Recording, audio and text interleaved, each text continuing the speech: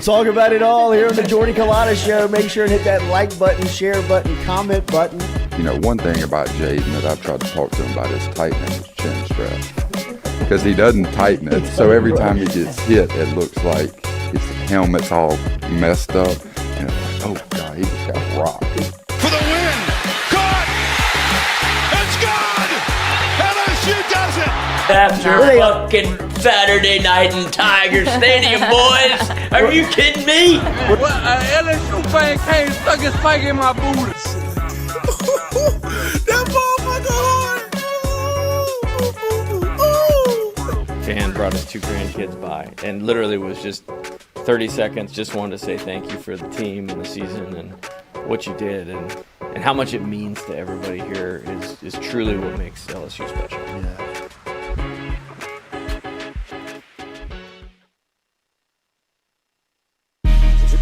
Coach Kelly, we're official. Finally, get a chance to meet you. Thought I had to get a private audience with the Pope. It's Jordy. Monday through Friday from 7 to 9. Yeah, you see the notification. We about to go live. We got all your favorite guests. We got them in line. It's the Jordy Culotta Show. Come have a good time. Tearing up, answering the question. I thought, my God, if she gets offered this job, she's going to take it. It's just a crazy, fun time at LSU right now. Isn't this what everybody loves? From the boot to the east to the west coast. No matter where we at, open up the phone lines. Come and join the show. Make sure you tell your friends about Jordy Culotta Show. Yeah. Let's go! Let's go! All right. Nice start. Big day. Nice start. It's the Jordy Culotta Show. Come have a good time. Coach, it's great to meet you. Thanks, sir. Thank you for the time.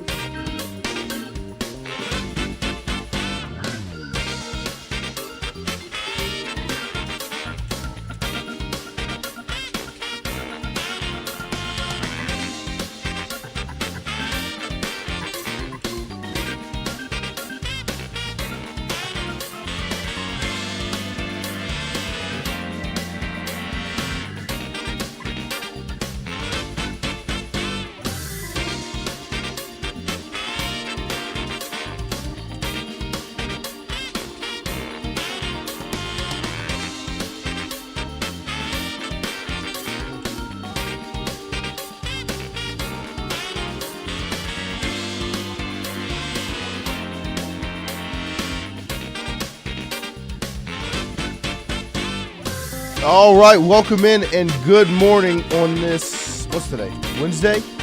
This Wednesday, the second day of April. And no April Fool's jokes this morning. Lloyd is here behind the ones and twos over there. He's never leaving. Nope. Can't get rid of him. Nope. It was funny how much run that did get. Oh, Like yeah, people were tweeting me. It was nice to, not nearly as mean as I thought people would be. I thought they'd be excited I was Celebrating the Yeah. loss. Dance on my grave. Uh-huh. But yeah, it was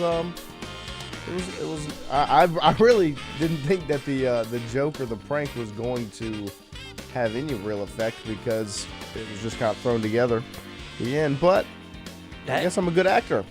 Great actor. Look into it. Dang, Beach.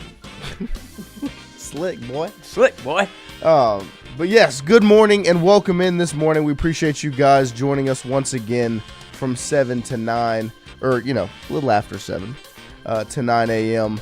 On this beautiful Wednesday. Sometimes a little before 9. Sometimes a little before 9. Sometimes a little after. Sometimes after 9. You never know what's going to happen. Well, I'd keep you on your toes around here. And obviously the weather much better this morning. Nice outside yesterday. Some not too much news hits the wire yesterday LSU men's basketball working in the portal. Obviously, there's some visitors headed to campus this week to add to the already pretty solid portal class they've put together.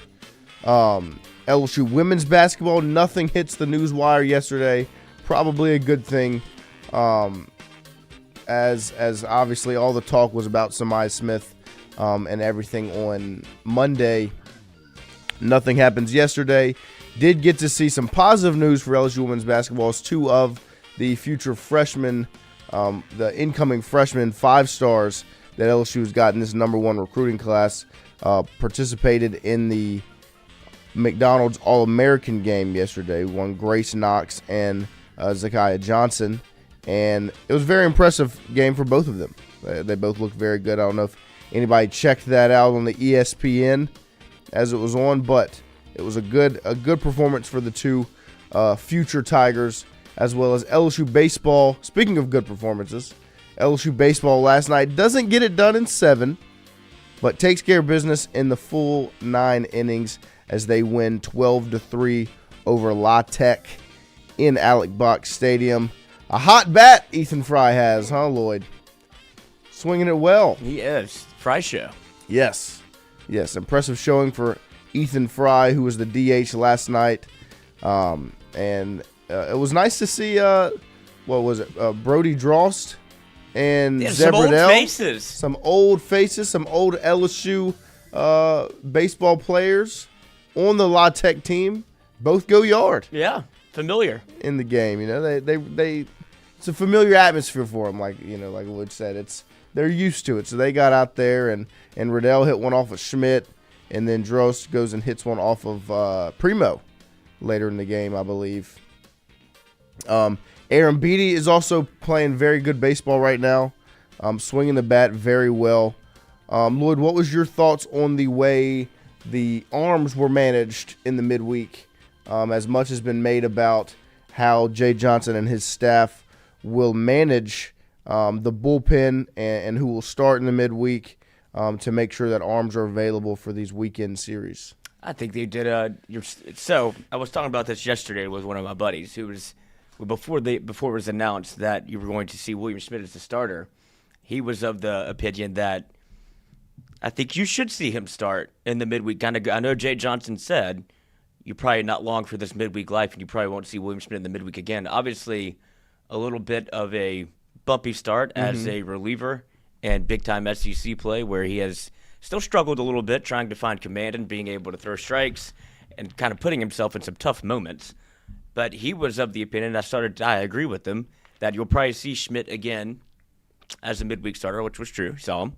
2 innings, 2 2/3, 1 run, 2 strikeouts, through 29 strikes. But he was saying you could see him start as you get maybe a little bit farther down the road, whenever you're going to need more arms, whenever you get to a regional, super regional, Omaha type run, you're going to need that 4th-ish starter, whenever you have to play through SEC tournament, if you ever end up on the wrong side of the bracket, if you have to win 3 games, you're able to add another arm that is comfortable in that starting role, which William Schmidt seems like he is. And so that's why I was like, I wouldn't be surprised if you start to see him get geared up for that. I'm still of the opinion they have not punted on him as a reliever, because you're going to need him at some point. You've seen the situation arise in which he could have performed well. So obviously there's a role for him in that particular situation. It just hasn't gone his way. So I won't be surprised to continue to see him if whether it be Thursday, Friday, Saturday, where he threw 51 pitches, not going to kill you, but I would still like to see him dabble in that role. Then you see the roll out a litany of other arms. Let's see. They had Schmidt, Cooper Williams, Rizzi, Primo, Benj, Myers, Beck, and Dorsey. And that's what happens when you go 9 innings. But it was good to be able to see some of those guys. Jacob Myers continues to be the most up-and-down pitcher, I think, we've ever seen. Yeah. But the stuff's undeniable. We just have to – at some point, you just have to realize that this is probably who he is. Right. Came in 1/3 of an inning, walked 2, and so that just continues just kind of to be what it is. But you saw kind of everybody get to throw. I thought Cooper Williams looked good. Cooper Williams with 2 innings, Rizzi 1 1/3, DJ Primo, 2/3 of an inning. Connor Benj, 1/3 of an inning. Myers, 1/3 of an inning. Dalton Beck, a full inning. And Chandler Dorsey closed it out with 2/3 of an inning. So, obviously went to Johnny Holstaff as feels like they know what they have. And they've proven it over SEC play of having Cowan back up Cade Anderson.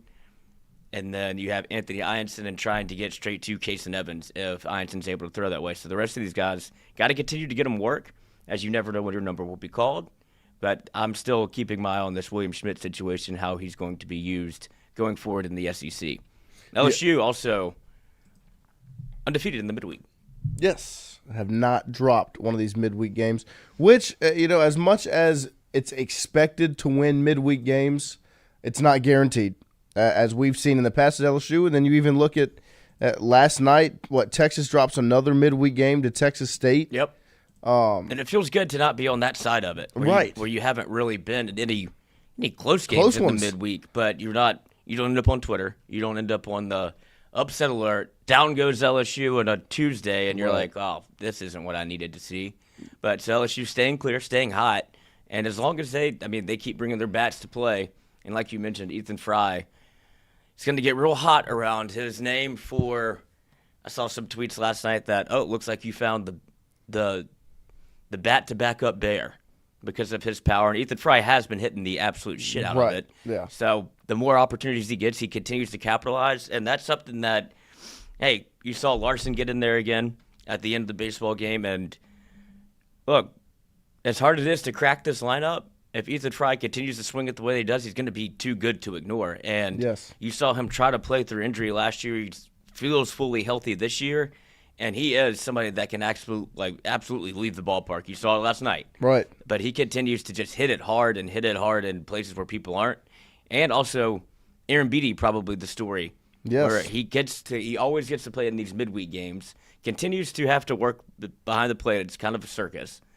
But he was, I just had the stat. Yep. He's got 5 hits and 8 runs over his last 3 starts in the midweek. So Aaron Beatty swinging a hot bat as well. The team's loaded. Yeah, no, I mean, there's no debate. The depth of this team is very, very impressive. They've continued to show their ability at many different positions to have multiple guys that can contribute.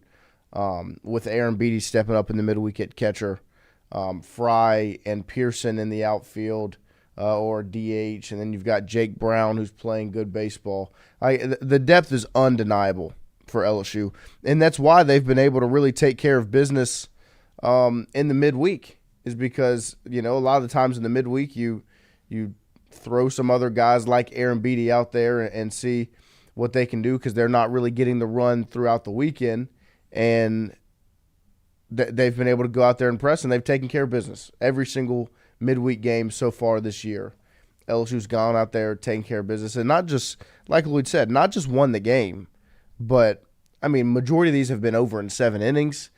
That was kind of like it was almost an expectation to be done early, because they're going out there, they're swinging the bat well, and they're taking care of business. That's really all you can say about it. Because that's what the good teams do. They go out there and they do what they're supposed to do in the midweek, and they get it over with and get ready for the weekend. And they go out there, like Lloyd said, they threw out a bunch of arms last night, but that was because so far in the weekends they haven't had to put out a bunch of different guys on the mound, because Friday and Saturday they've thrown 4 pitchers combined. And so Sunday, you're not going to have time to throw everybody you have in your bullpen. So get them all some work in the midweek. Mm-hmm. You have to throw. Yes. At some point, obviously, I don't know if they wanted Schmidt. I guess they just wanted to see him get comfortable on the mound again, because 51 pitches does kind of put him only available for Game 3. I was surprised when he went back out there for those 2 outs in the third. And so that's where, if he gets to 51 pitches, you could still use him on Game 3, which I believe would be a Saturday. Mm-hmm.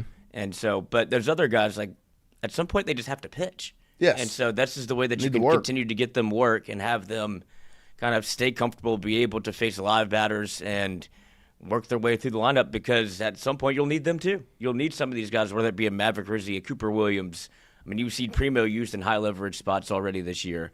So it's all about keeping those guys fresh, having them throw off of a mound, live competition.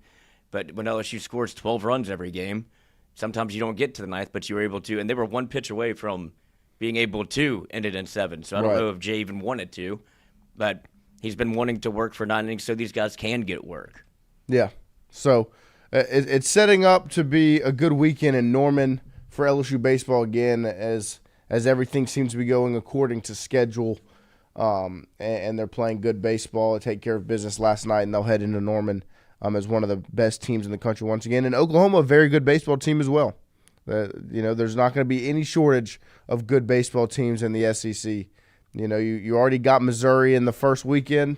From then on out, I mean, every team you face is a good baseball team, and even including Missouri. But every team now in the SEC, these are going to be hard-fought weekends, and LSU is going to go out there and do it. Jay Johnson did give a report on Gavin Guidry last night, and in my opinion, the situation in my eyes stays the same. You'll see him when you see him.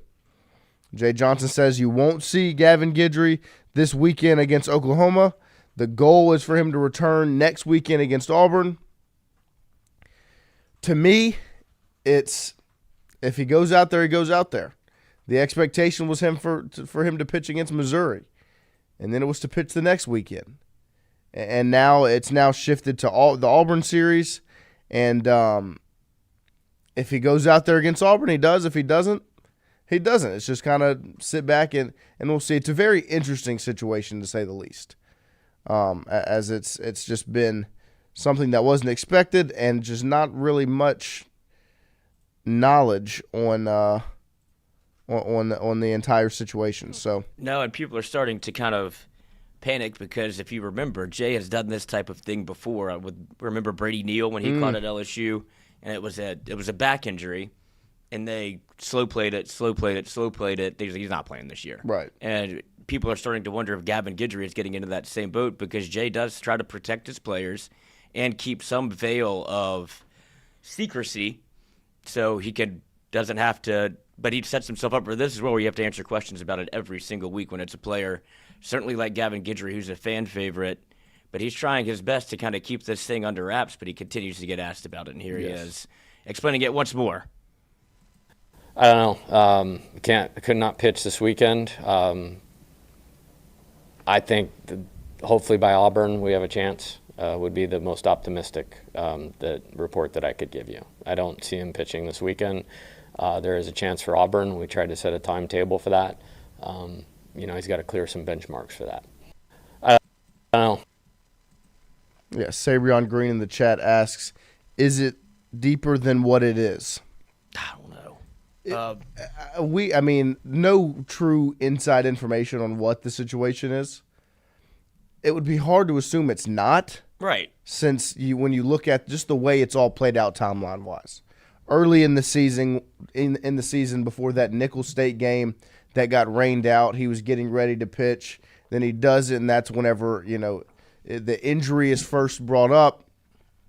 And then it was going to be the Missouri weekend the next weekend, and as time's gone on, it's just continued to linger on. It would be hard to look at it and say it's not deeper than what it appears to be on paper. It seems to be some gray area, some things going on behind the scenes. Like, who knows the conversations that are being had. But in my opinion, the mindset should be, if Gavin Guidry trots out there to pitch, he trots out there to pitch. If he doesn't, he doesn't. I have no expectation going into any game or any series for him to be a guy that LSU's using. But if it turns out that he is, and he goes out there and pitches, good. I'm glad. Yeah, because don't let there be no mistake about it. There's a role for Gavin Guidry on this baseball team. Like, you'll see it, and that's probably what Jay's doing and why he's taking this approach, because you said in the chat, like, pitchers getting re-injured or being able to have to go full tilt when they first come back and there's a chance of injury again. You play this thing as safe as you can when you've been able to sweep 2 series in the SEC and take 1 game from Texas on the road and how you're pitching in the midweek, you're fine for now. But when you get to these, and I know people have concerns about the bullpen, you've been able to, you can see where there's room for another arm. You can see where Gavin Guidry would fit in. That stopper role that you've needed on game threes, or that bridge guy that you can go from Anderson, and instead, like, he could do what Benj is doing, where I come in, get me 2/3, give me an inning, and then we can get to Cowan. Like that, those are roles that Gavin Guidry would love to be in. Those are the high leverage spots that he plays well in. Right. And then, obviously, there was I think a lot of people would, going into the year, were saying, like, put him in as a closer, because you've seen him in those spots before where when the intensity gets ramped up, he gets ramped up, and he's able to kind of live in those moments. But now with Case Evans, who's absolutely lights out, it's hard to move him to that role. But then I think that's where Guidry will shine, is being able to put in those spots and be like, go get me 1 out, go get me 2 outs, and then you've done your job. And so when Gavin Guidry is available to come back, there's a role for him, and you would need him. But the more this thing plays out, and even listening to Jay explain it then, he's not going to play at Auburn either. Like, that's the most optimistic I can be, which probably means it's not going to happen. Yeah.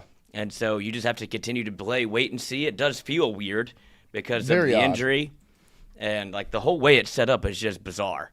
And we've had players on that are kind of mum is the word, so that's where you don't know what to think, and that's why there's so much conjecture around it, when it very easily could just be he's hurt. Yeah. No, it could simply just be he's injured, and like here in the chat, I think the key word was clear some benchmarks. Is it speed or control benchmarks? It could very well be health benchmarks of they need to see him be able to do specific things flexibility-wise with his back or whatever the injury is, this mid-body type of injury, like and health benchmark to be fully healthy to play. Glimmer says you won't see him until the last few series heading up to Hoover. Is his instinct. I would say that not anytime soon. Not this weekend, not next weekend. And when you see him, you see him. It is a very, very odd situation for LSU. Yeah, it's just the way it's been reported, where it was initially a mid-body injury, and then it turned into a back injury, and then it became... Someone said something, it was a chest injury at one point. Like, it's just been very odd. And the timing of all of it has just been,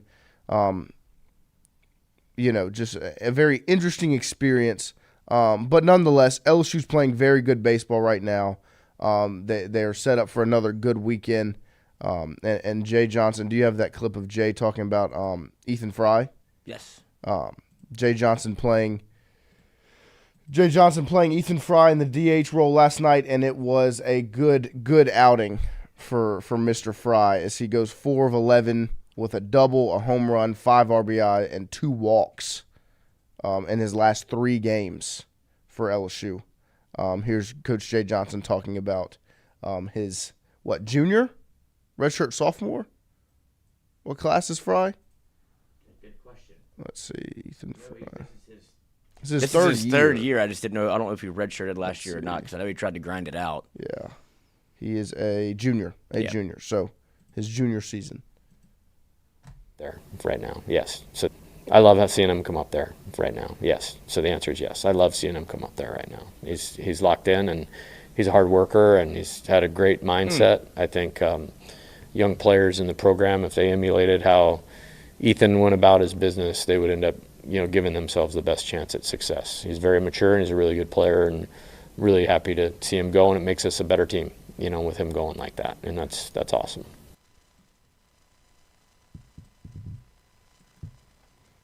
It's funny how many of these smaller Louisiana schools have gone with the jersey with the town, like the city name on it. You know what I mean? Like I feel like Southeastern was probably one of the firsts to throw Hammond on the jersey, and now you've got La Tech dropping Ruston in script on the front of the jersey. But I like it. Bring some 318. Bring some respect to the town of Ruston. The people in Ruston, there's the smaller cities, very proud. Yes. Very proud people. Lafayette, I'm sure, would rather just rock Louisiana as they do. Right. But Yeah, you like to see. I mean, speaking of small towns, you found Ethan Fry at Rose Pine. Rose Pine. Bet you stood out there. Oh my God. But yes, this weekend LSU heads to Norman to take on Oklahoma. Thursday, Friday, Saturday. Bad once weather. Again, the weather's not supposed to be pretty. LSU is 27-3 going into Norman this weekend. It's LSU's best through 30 games since the 2013 team posted a 28-2 record. Thursday will be broadcast on LSU Sports Radio Network and televised on ESPN2 for everyone to watch. I'm ready to get through the Thursday, Friday, Saturday weekends. Get back to the normal Friday, Saturday, Sunday. Just for your sanity. I mean, I love having something to watch on Thursday and have right. Obviously, for the way the schedule shapes up, you have something to talk about on Friday. Yes, and you can preview on Thursday, watch that game, wake up Friday, have something to talk about, something that you got to enjoy and watch. But just throws me off every time. Everybody that talks about it has to go, well, Friday night, well, game one starter. Right. It's like, how easily that can happen. But whenever it's right again, it feels so much better to say Friday night guy than game one guy. Yes. But Friday night guy. And for LSU, not the easiest of really turnarounds. You have the wild Thursday, Friday, Saturday, where you're playing at 1 a.m. Right. And you were able to bounce back. And I think that's another thing that's impressive is how they played against Tech whenever they had a brutal schedule leading up to it, but take care of business. And now you might be in another scenario in Oklahoma where weather could control this thing, and you might be having another wonky setup. Yeah. No, I mean, they are off schedule right now. Yeah. You know, when you're talking about the way it went this weekend, and then last night, and now they're having to travel. And they have, the 1 day of travel, the 1 day off, and then they play on Thursday. And a weekend, another weekend that, it's already off schedule because it's Thursday, Friday, Saturday. It could get even more off schedule with the weather, like Lloyd said. So, I agree. It's impressive the way LSU's handled, because this isn't the first time they've been thrown off schedule throughout this. Really, that's kind of been a theme of the season, is they've been very off schedule. Timings have been thrown off. Weeks have been weird. The Nichols game gets moved, and so then you have a Monday, Wednesday, Friday, Saturday, Sunday into a Tuesday. They played a whole lot of baseball games and not a lot of time to start the season. And now with the weather again, the timing of games is getting thrown off. With the Final Four over the weekend, you're having Thursday, Friday, Saturday series. So it's been impressive to see LSU stay straight and keep on line, keep on moving along, and taking care of business, even though that the schedule's been thrown off. So expect a good weekend this weekend as LSU takes on Missouri in what will be a top 10 matchup in Norman. And LSU looks to take care of business once again. Coming off of an SEC series sweep and a big midweek win over La Tech. Speaking of good news, LSU men's basketball is attacking the transfer portal.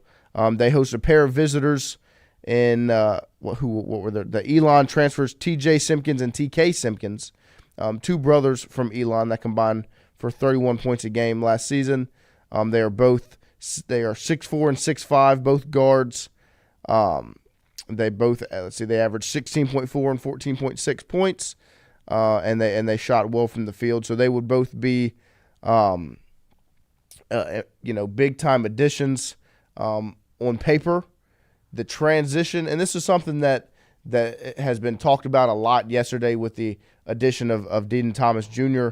As your new point guard, and the transition from Elon to LSU cannot be understated. The transition from the Coastal Athletic Association to the Southeastern Conference.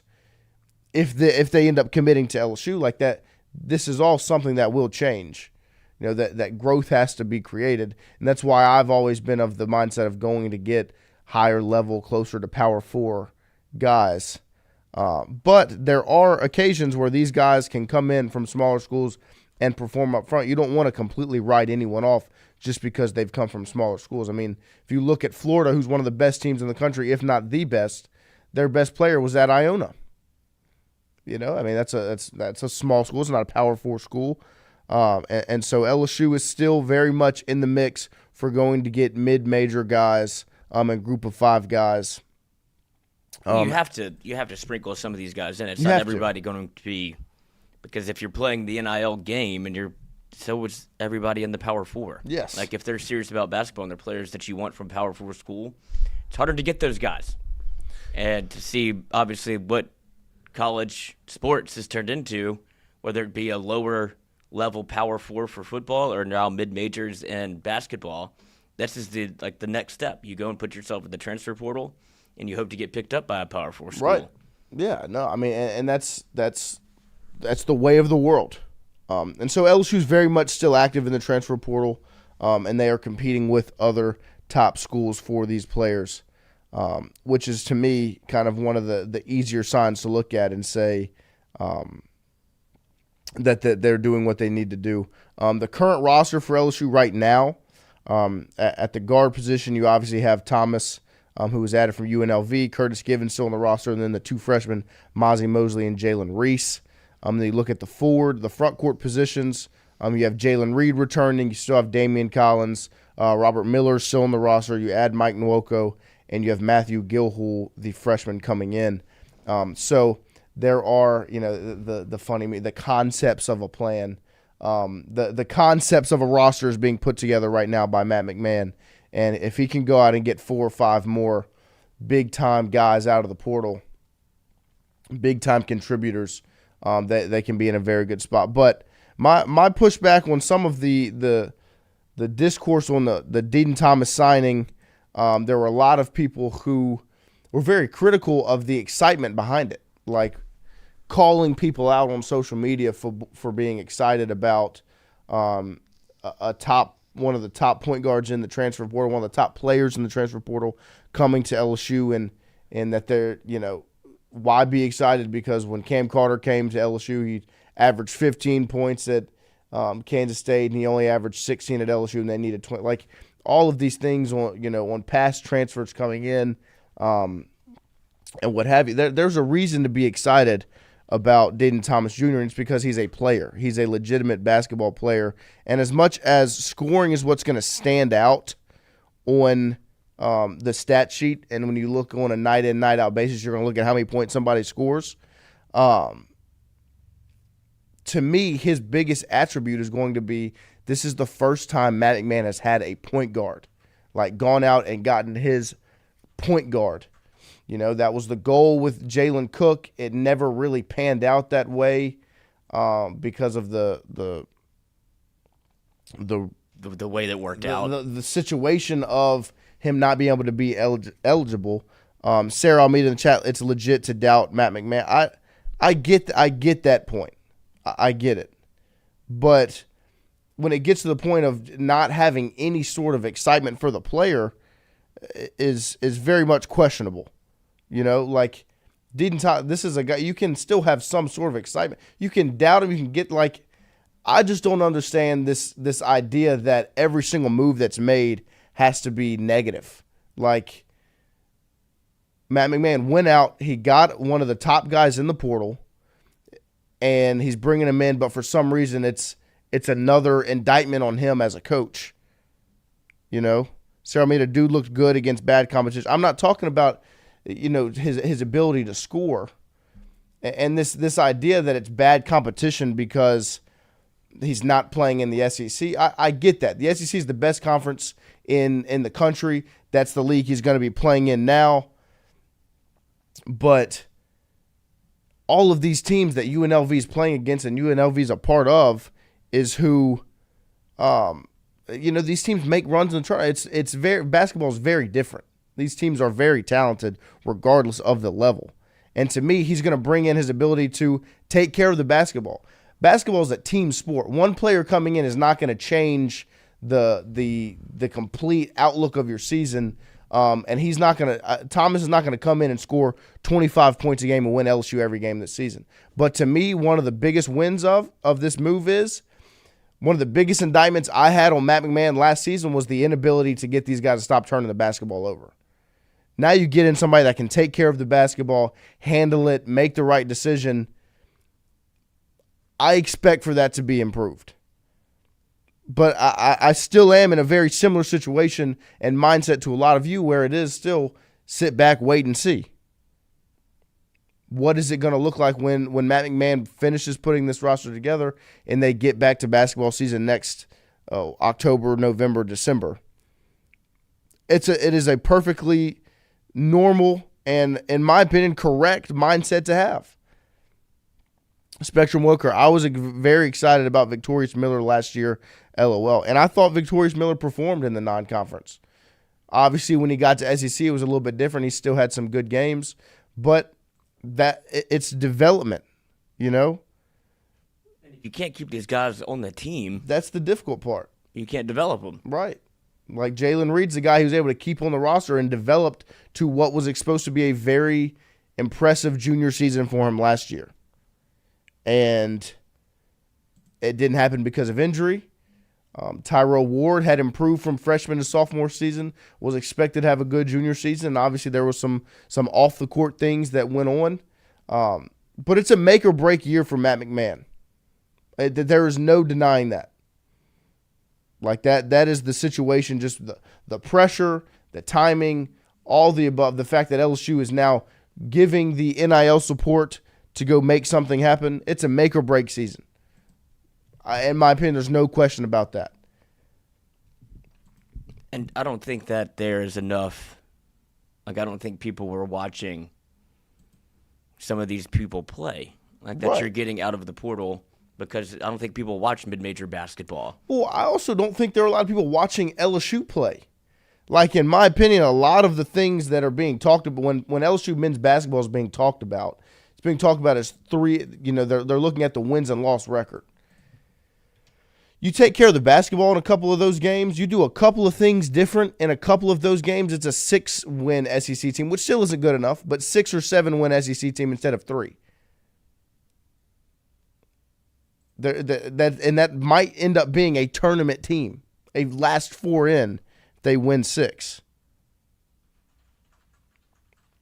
You know, and so this was a team that needed a couple of things to go differently on the court. They needed to not turn the ball over, block out better, and if they did those things, they had better chances to win basketball games. Matthew Conkle, prime example of the Ole Miss game, 100%. Ole Miss is a Sweet 16 team. LSU was in full control of that game until they didn't make free throws and they weren't taking care of the ball at the end of the game. And those are the things that have to improve. And going to get a point guard, one of the top point guards out of the transfer portal, is a step in that direction. Yeah, that's where the coaching is fair to critique. Yes. Because that's stuff that you have to either get better at. Got to fix. Or fix it. And that's something that you have to, that's either done in practice, end game adjustments, whatever it may be. And now it could be get better players. Yes. Which you've done, at least at the point guard position. You've begun to do. Mm-hmm. And that brings me to this is Andrew Messina, men's hoop has done nothing in the portal to make me think they aren't going to be bottom feeders again in the SEC. Hope I'm wrong. Well, they're just getting started. I mean, they haven't really begun their transfer portal moves. My mindset on LSU, like if I look at the roster right now that LSU has, I would not expect them to be a competitive team in the SEC with this current construction of the roster. They still need to go out there and add important pieces so that, like, the guys they bring in the transfer portal, these next couple of guys are going to be contributors. Like, guys that have to come in and be real contributors and impact players this season. Sarah Almeida, will Matt McMahon exceed Will Wade this year? That comparison to me is difficult. The SEC is a much better conference than the ACC right now. Much better.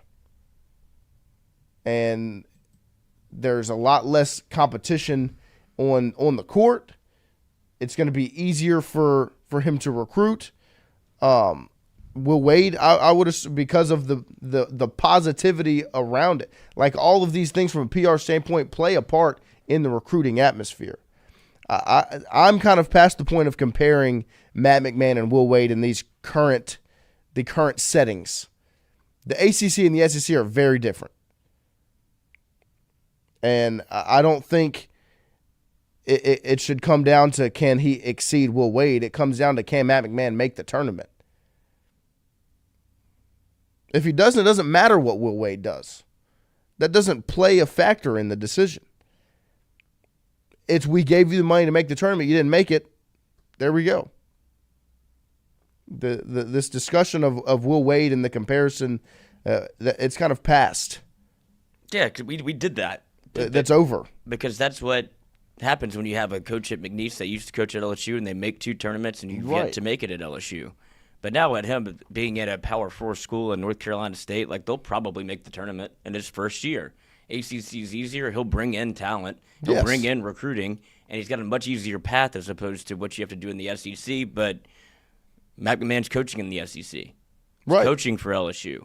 At some point, you can't make any more excuses. No. And this is, like we've talked about with football, this is kind of your last. This was exhausting your last excuse. Right. We need to get some support. And I know people sneeze and like kind of bemoan McMahon at this point and the quote-unquote excuse of not having NIL support, but you've seen it. Like the numbers are out. LSU didn't support basketball. And so you have to be able to – you couldn't – it was an unfair fight. Right. Well, and now that you're putting money into it, sure, it's your last gasp and last excuse, but at least you can say you tried. Well, and this is part of it to me, where for LSU, even if they move off of McMahon, what are you going to do to be an attractive job? If you didn't give McMahon the money to build a roster this season, why would anyone take the LSU job? To be an NCAA, a SEC head coach. Why would anyone take the LSU job if you're not willing to pay for roster, which is the way of the world now? If you look at the 4 teams in the Final Four, I guarantee you there was a lot of millions spent on those rosters. Auburn, we know the number's $8 million. And so when it comes to hiring the next coach, well, if I'm a coach at another school, I'm one of the top names in the coaching cycle, the coaching carousel that year, and LSU's coming to the table, I would say, well, you didn't give Matt McMahon any financial NIL support. Why would I come there why would I expect anything different? So as much as this is a last, kind of effort to make sure Matt McMahon gets everything he needs, if that's not the Shane LeBlanc, forget the money, guys. Team regresses the year went on. It's coaching that is bad right now that should have gotten better and did not. I'm not going to say that the coaching is not a problem, because it was. There were a lot of things that should have been fixed from a coaching standpoint that weren't. I'm not saying Matt McMahon is that he's this all-time great coach but didn't have the horses. I'm saying that Matt McMahon struggled from points and didn't have two things can be true at once. Yeah, that's why your team was bad. That's why they won 3 SEC games. And so you have to exhaust the option. One, give him the player, see what he can do. Save yourself past one more year so the buyout's not as much. And also give yourself a pitch to a future coach of saying, look, we have the money. We have the support. We can give you NIL funds if you can go out and get us the players that you want, that fit your style, and that you can coach up to be competitive. So even from the I hate McMahon standpoint that a lot of the fan base has, the increased NIL support is still a net positive for LSU men's basketball. That's the position. Yeah, you have to make it enticing. And by showing that you are putting money into it, at least it allows, if this season doesn't go the way that you want it to with McMahon, and it does feel like the pressure is very much on him to make the tournament, but at least he can become attractive to other teams by saying, look, we tried. Yeah. You do have support here if you want to come coach here. That's the only thing you can do to make it an enticing job, because right now, the state of the atmosphere, and I do think that's what people want to see if there is a new head coach. I think that's the the aura, if you will, around McMahon isn't the most exciting product whenever you have to have somebody exciting to sell it. Like Kim Mulkey came in and sold it. Like that's who she is. She's bigger than the sport is. In college sports, sometimes, especially pre-NIL, you saw like the coaches were the stars of the show. And that still rings true for a few coaches, like a Will Wade, a Kim Mulkey, like those people that come into programs that already weren't enticing, but because of who they are and how they coach it, it makes it exciting. Right. And McMahon doesn't do that for people. He's very much reserved. 100%. And like the most excited you see him get is when he wins a home basketball game and he goes into the student section that has 15 people in it, and he's trying to get fired up, but it just doesn't ring that it's true because it's not there all of the time. Like I think people want to see more of a man that's obviously he's invested, but they want to see that outward of emotion visible. Right. Because if you look on the flip side, and to start the conversation on women's basketball, like you have the epitome of it in the arena on the other nights that a team is playing when you have Kim Mulkey coaching. It's the complete opposite. Like when you have a Kim Mulkey coached team where she's very loud, in your face, bright, sparkly, and she is a show in herself, and the team goes out and plays with the same attitude she has. There are aspects of, like, that is a real thing. Like, teams take on the attitude of their coach. That's not just something that's been made up. And that's why Kim Mulkey coach teams are as impressive as they are, is because they're going to be in your face, loud, sparkly, shiny, and run up and down the court with you, energized. You know, energy is the word. Kim Mulkey's full of it. And so her teams are full of it, and they play with it. And that's one position where Matt McMahon could and should take a step forward, is be more of a spectacle. Create your team that's a spectacle. Sarah Almeida in the chat, I don't blame Matt McMahon at this point. I blame Scott Woodward. For what? What would Woodward do? McMahon was one of the top names in the coaching carousel that season, and you had to give him that contract to get him here. There were sanctions coming down. There was no roster. It was a terrible job. It was a terrible job. Jeez, you had to entice. And you had to entice him somehow, and it was the contract. No matter who you had hired, it would have been this contract. It would have been this contract. Yes. You have to make it enticing for somebody to come here and coach the basketball team, whatever is left for dead. The same as the Brian Kelly conversation. Brian Kelly, to leave Notre Dame and come to LSU and build LSU to what it is now, the contract had to be what it was. It had to be 10 years, $110 million guaranteed. Blame Woodward for giving him that stupid contract. It wasn't a stupid contract. It was the only one Woodward could offer him to get him here. That's just, I'm not trying to pump sunshine or make it seem, but like, it's what Woodward had to do. It was his only option. You think he didn't? He made the decision to fire Will Wade, whether that was correct or not. Disregard that. To go hire the next basketball coach, this was what the contract was going to have to be. It was going to have to be, should have hired some coach to coach through this phase. Maybe that's what you're doing. That it very well could be exactly what's happening.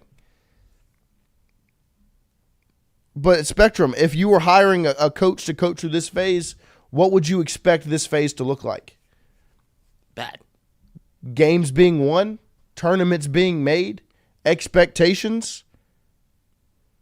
Would you have expected, if you were hiring someone to coach through this phase of the LSU time? What are the expectations for that period? Is Matt McMahon, could he be that option? And do you think that Scott Woodward somehow financially strapped LSU with the contract? Like the fact that people pocket watch the amount of money LSU gives out is insane to me. It's like, it's not your money.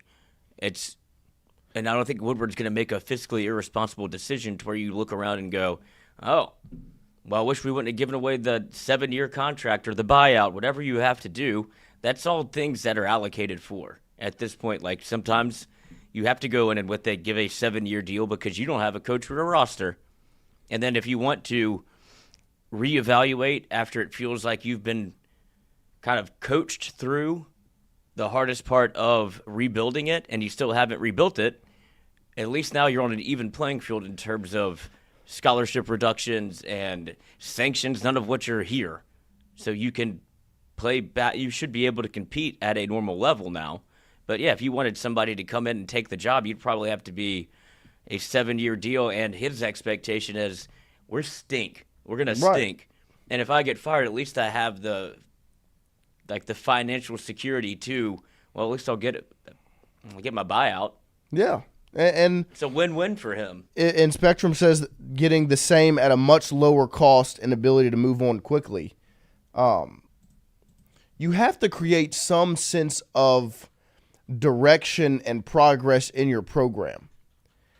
And if you hire just some coach to pass the time and not really build any culture and just come in and lose games at a cheap dollar amount, then what are you going to go get after that? Why would someone come and take the job? Like Matt McMahon is somebody that was a good coach at Murray State, won a whole lot of Ohio Valley Conference championships. I think he was like 31-1 the year before in the conference, or that was his team, the Murray State record. And he was one of the hottest names in the portal. I mean, not in the portal, in the coaching carousel. Andrew Messina, Florida, knocked it out of the park with their head basketball coach.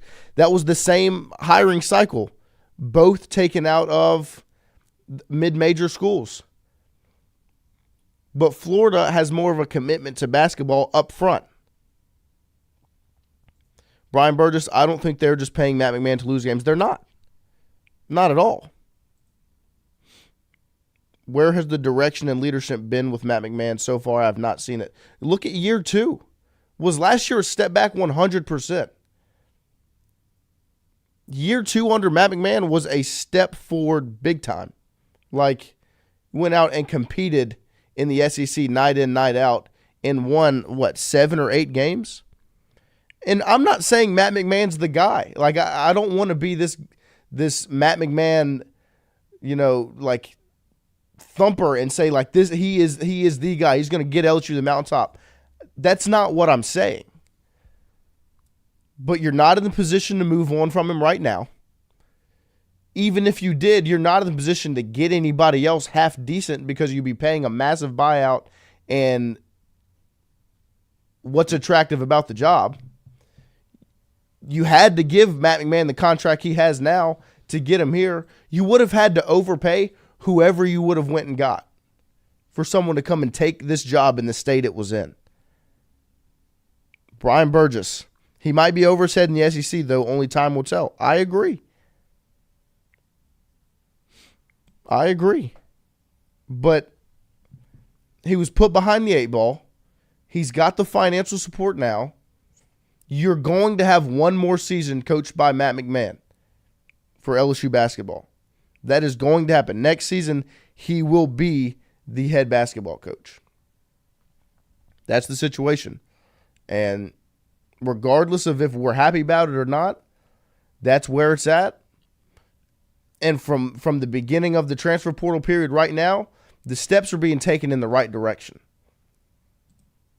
And if he doesn't perform, then he's not the guy. If he doesn't make the tournament, then he's not the guy. And everyone can say, we've been telling you for years that he wasn't the guy. That's fine. But you had to exhaust the options to make sure you're still an attractive job. You had to pass by another year to make sure the buyout isn't what it was. He's got one more season, and if it goes after that, then whatever happens after this season happens. We'll have the conversation again in April of 2026. But there is one positive in the basketball realm for LSU, and that's LSU women's basketball. As much as it was an interesting Monday with the news of Samaya Smith. LSU women's basketball was still going to bring some news in the transfer portal. They're going to go out and they're going to make it happen in the portal. Kim Mulkey wants to get a lot more talented this year. They're going to add depth. They're going to add size. They're going to add scoring. They're going to go out into the transfer portal. They're going to beat the streets, and they're going to make some moves. Like, be prepared for what's coming for LSU women's basketball. You saw two of the four impressive freshmen last night in the McDonald's All-American game. They're going to go out in the transfer portal, and they're going to be real players for the top names in the portal. The one that continuously gets brought up is Tania Latson. LSU is going to be a hat on the table, but it's going to be pricey. And so in the same way we're talking about men's basketball, where if you want to go get the best players, you got to pay for them. That's going to be the situation with Tania Latson. You got to pay for her. So it's going to be a fun offseason for LSU women's basketball, as they're going to go out and they're going to make moves. Like it's coming. That she's done it off season in, off season out at LSU. Here's Zakiya Johnson, the 5-star incoming freshman for LSU in the McDonald's All-American game last night. As I think she scored 9, just in the second quarter. Showing off the scoring ability. Grace Knox was also out there last night. Very, very talented freshman class coming in for LSU women's basketball. And they love what they have in this class. Oh, my gosh. 100% they love the freshmen they have coming in. But, yeah, with that said, and you're adding 2 McDonald's All-Americans and adding freshmen to your roster, LSU has been known to get into the portal. Right. And I would not be surprised to see them be very, very active. And now where they land everybody they target, probably not. But they do know what they need. And Kim Mulkey is, I think you could even tie this into Samaya Smith, where Kim Mulkey probably looked at her roster and goes, we're not deep enough, we're not good enough. I'm tired of being a 3 seed. Yeah. I need to be a 1. I need to get more talent. I need to get deeper.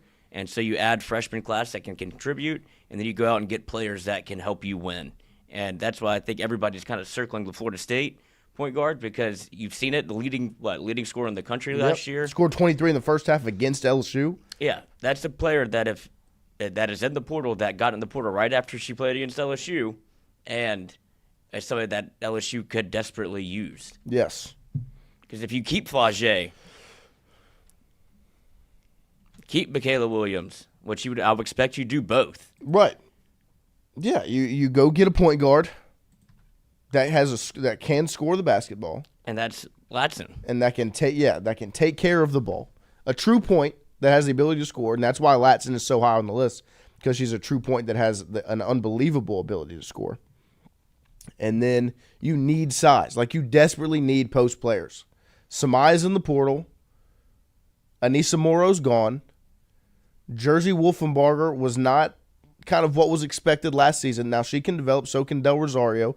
But you need post contributors, post producers. Like you need people to come in and be big and strong and rebound and score from the post position.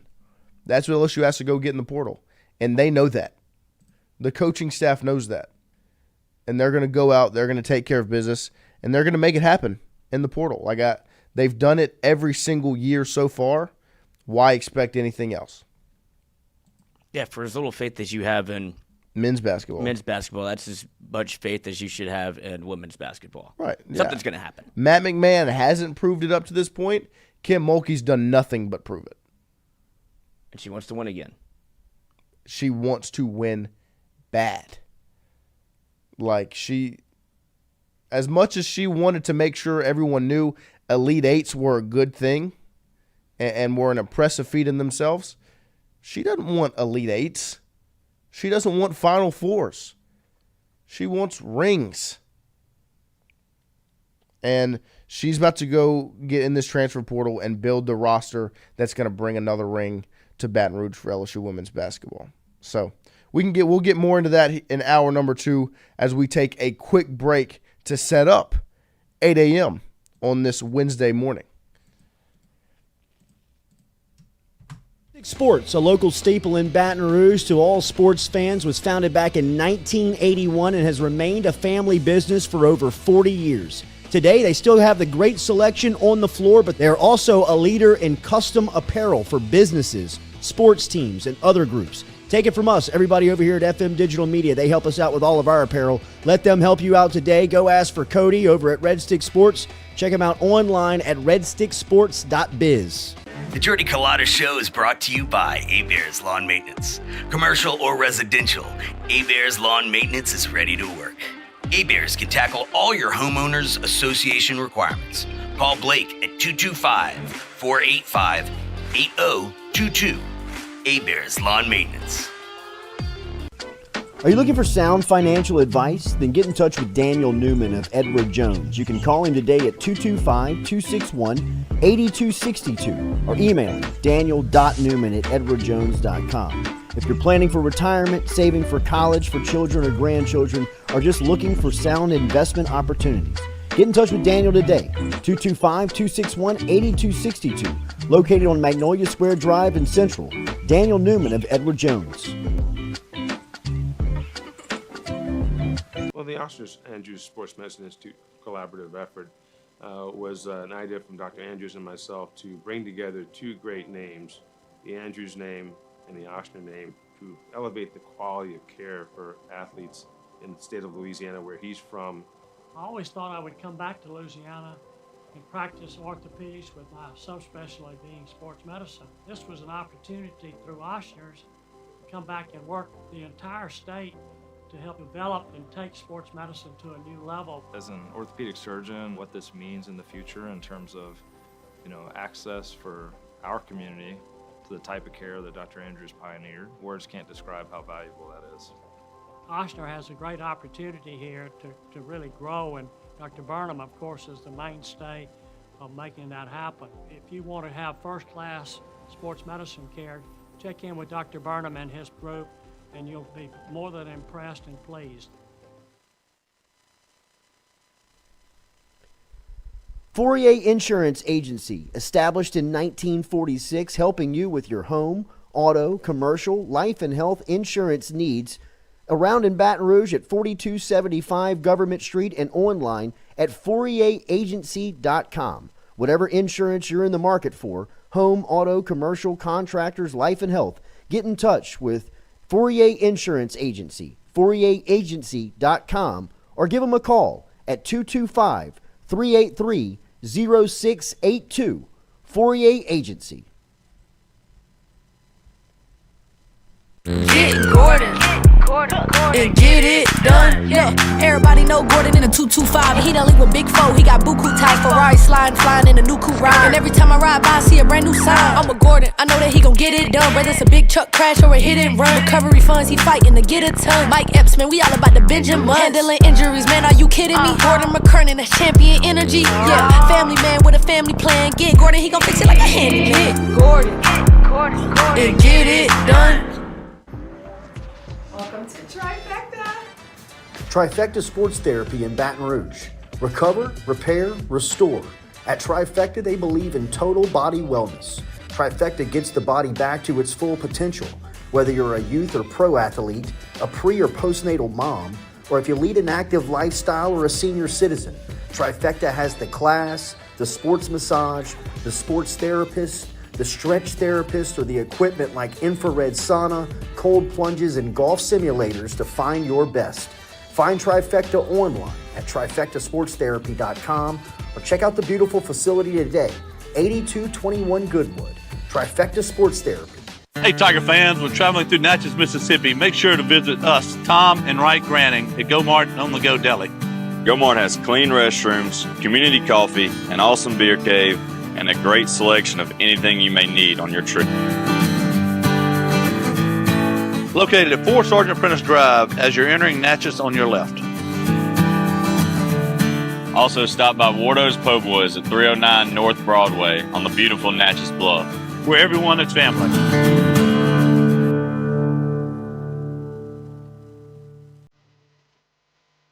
Got chores that need some extra muscle, but a large piece of equipment is overkill? That's what John Deere compact utility tractors were made for. Powerful enough for the work you need to do. Compact enough for how you need to do it. Find the equipment that's right for you at Sunshine Quality Solutions. Check out our current promotions and learn more about what it means to be powered by sunshine at sunequip.com.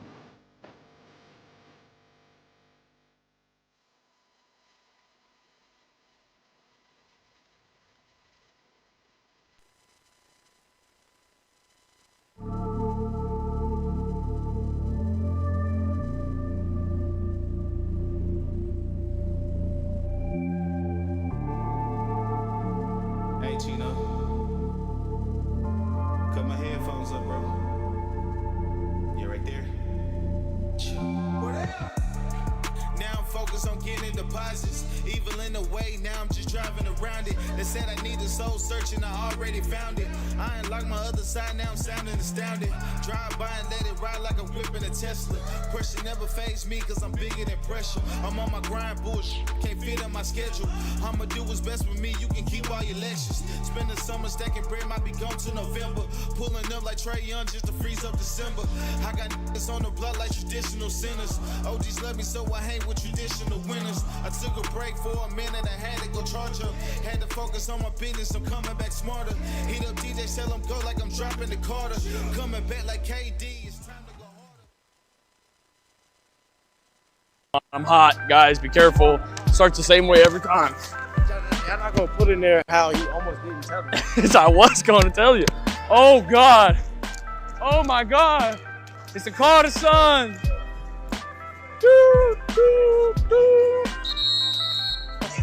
Our newest crash out dummy. We got him straight out the port from Florida in the Louisiana purchase. Happy Gilmore's like, Happy Gilmore is way more legendary than Step Brothers.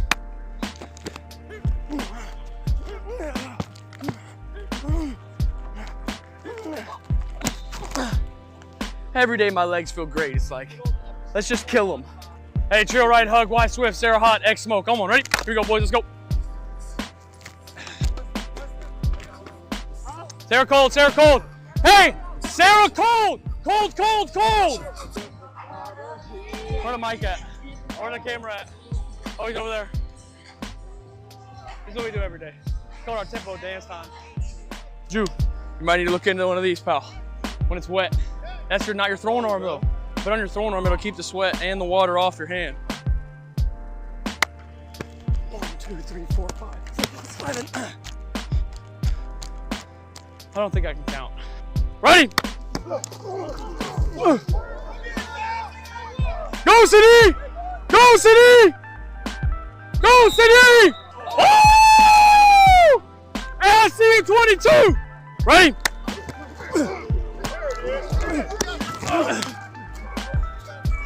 Let's go, Zay! Let's go, Zay! Let's go, Zay!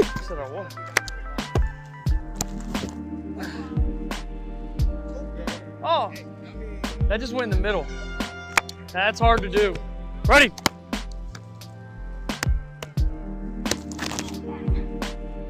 Good catch, Fat! Good catch, Fat! On Lears, I thought I was gonna rip the over. Aaron lost, so I snapped my eyes to the dig, and the robber was there. Sean got caught there. I wonder if it's gonna be 3 cloud week. Ready?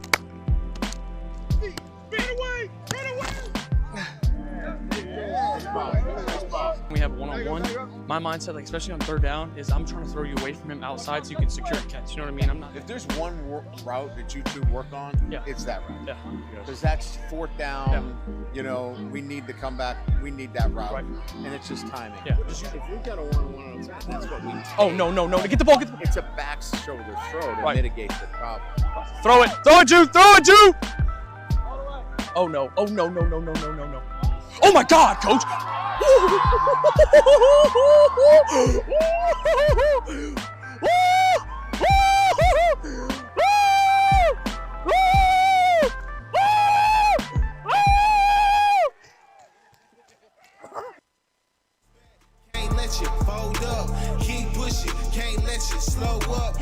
What a good way to end that clip with the Oh my God, Coach! Oh my God! Oh, Coach! I'd like to see what happened. Yeah, I know. Wish we could throw it, Jew. Throw it, Jew. Oh, no. No. Oh! Ah! That was awesome. That's my quarterback right there, That's guys. right. Everybody, that was these mic'd ups have been great content from LSU football. Sabrion, it's funny enough, Lloyd said the same thing while we were playing that back here. Sabrion says if Nuss could run the way he did to celebrate on that TD on 3rd and 5, we'd be in some good spots. Yeah, Amen. That's to say about was watching. Oh, he can run. Yeah, he Look can go. fast. Said his legs are always feeling good. Might have to use those suckers. Yep. And it's also cool to get that kind of behind the quarterback angle of him throwing the football, because Lloyd said it while we were watching it. It kind of makes you realize just how difficult it is to fit the ball in some of those spots. But that was great content, and it's going to be an exciting season for Nuss and for LSU. Just from that video. Yeah, Like this this right where he here. has to put this football, and you're like, oh, quarterback's easy. Yep. No, it's not. He's real good at it, though. Yeah, layers it right over three defenders. Matthew Con, yeah, he can throw it. That's one thing that if Nuss, you can say what you want about Nuss, he can slang that football. I tell you what. And it's starting to get there was an article on ESPN Plus, of course. Of so course. I read a quarter of it before. I'm not paying $11 for that.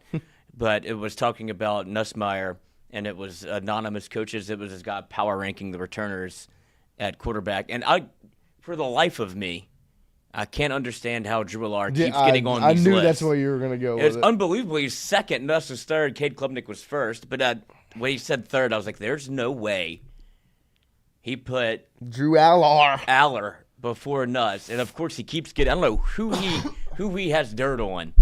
But he continues to be ranked first or second in everybody that's returning to play quarterback in college football.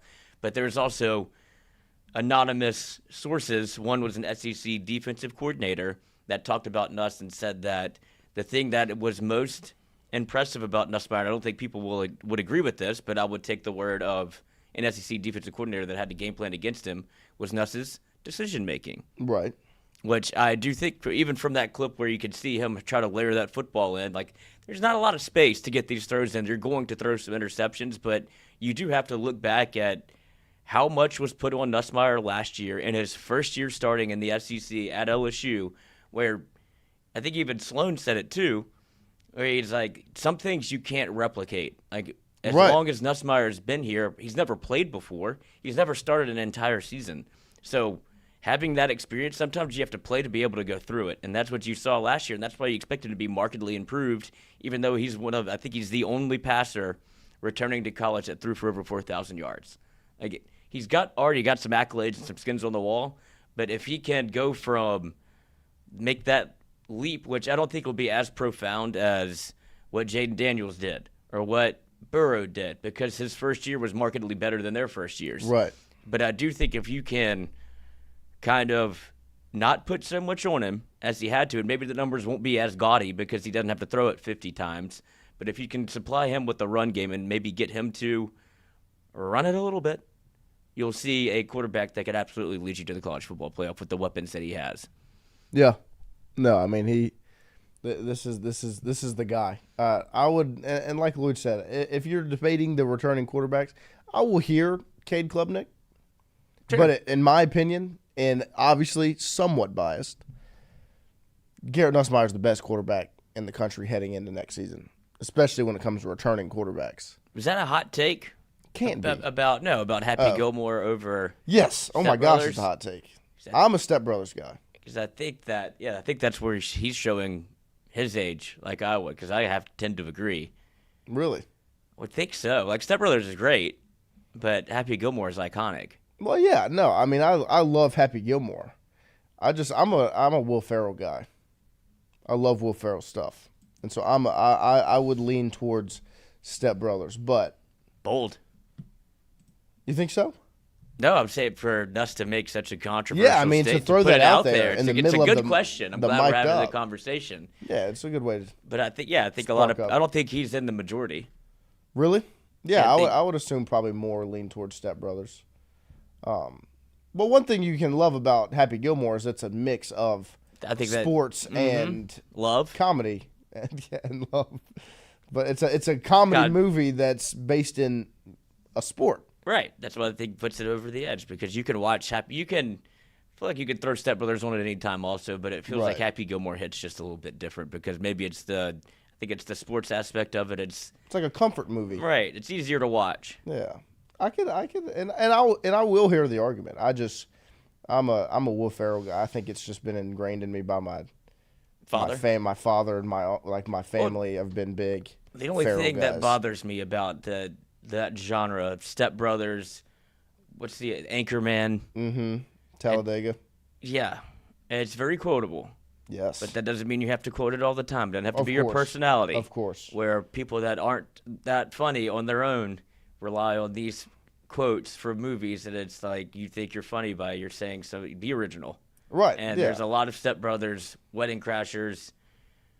Oh God, when Anchorman was out, that was all people did. It's like I don't want to watch the fucking movie right now. Right. Like think of something else. It doesn't have to be Anchorman all day. No, it can be a disease of just quoting, because they are really, I mean, it could, I guess, debatable. Some of the most quotable movies ever, because Will Ferrell just has such good one-liners in these movies that it's easy to quote. But I agree with you. That doesn't mean do it. Right. You Let the movie be all the movie. Time. Yeah. Well, it's like the joke when you were kids when somebody you didn't want to sing the song is singing, and you're like, "Wait, who sings this song?" And they're like, Whoever. "Oh, Prince." Yeah, well, let's keep it that way. Let's let him sing it. Yeah, let's let Will Ferrell make that. Say that. Let's let him act. There's a time and a place. Let's just watch the movie. Yeah. Instead of listen to you say it. No, I agree. Well, that said, I have a disease when it comes to Dumb and Dumber. I can't not say it before it happens. Yeah. I've probably seen it 1,000 times. I was like that with Benchwarmers. Oh, that was choice. me and my buddy's movie when we were in like middle school. Do a quote from it. Wait, I ticked it. You're still out. You're still fat. When he turns around, and looks at the catcher. Great movie. I mean, that was an all timer. For some reason, that's the movie me and my buddies selected when we were in middle school to just fall in love with. And none of y'all play baseball. Some of my buddies played baseball. Okay. Yeah. But we were more football guys than anything. But I don't know. It's just it was just. Really whatever sticks. Whatever makes the fellas happy. Yes, but yeah, it was interesting for Nuss to throw that out in the middle of the mic'd up though. Mm-hmm. Spark up conversation between Step Brothers and Happy Gilmore. That means he's doing Adam Sandler versus Will Ferrell. Will Ferrell. I mean, it's two legends. And we got Happy Gilmore too. Kenny Bilala says Billy Madison. Love it too. Yeah, outstanding. Like I don't. This is my thing. I don't understand why it has to be a debate. It's not a competition. Yeah, let's But enjoy it's it all. a good debate. It is. It's strong conversation. Ace Ventura. Kenny Bilala says also excellent. Well, no, they're all good, but the one with Dan Marino is iconic. Yes. And then I don't know which one it is. Maybe the second one when he crawls out the rhino's ass. Like that's just a moment in time that you'll never forget. It'll always be ingrained in your brain. One of the most funny, Right. physical comedy bits that can be done. Will forever be like etched into your memory. But but as takes go, I was surprised to see or read that the decision making from Nuss was what they considered his strong point, because I don't think a lot of people would agree with that. Just as a fan and watching Garrett Nussmeier, I think that would be the thing that you would say he has to improve on. But clearly, like I was saying, when he has to throw it 50 times. At some point, a bad decision or a bad break is going to happen. It's almost incredible it didn't happen more. Yes.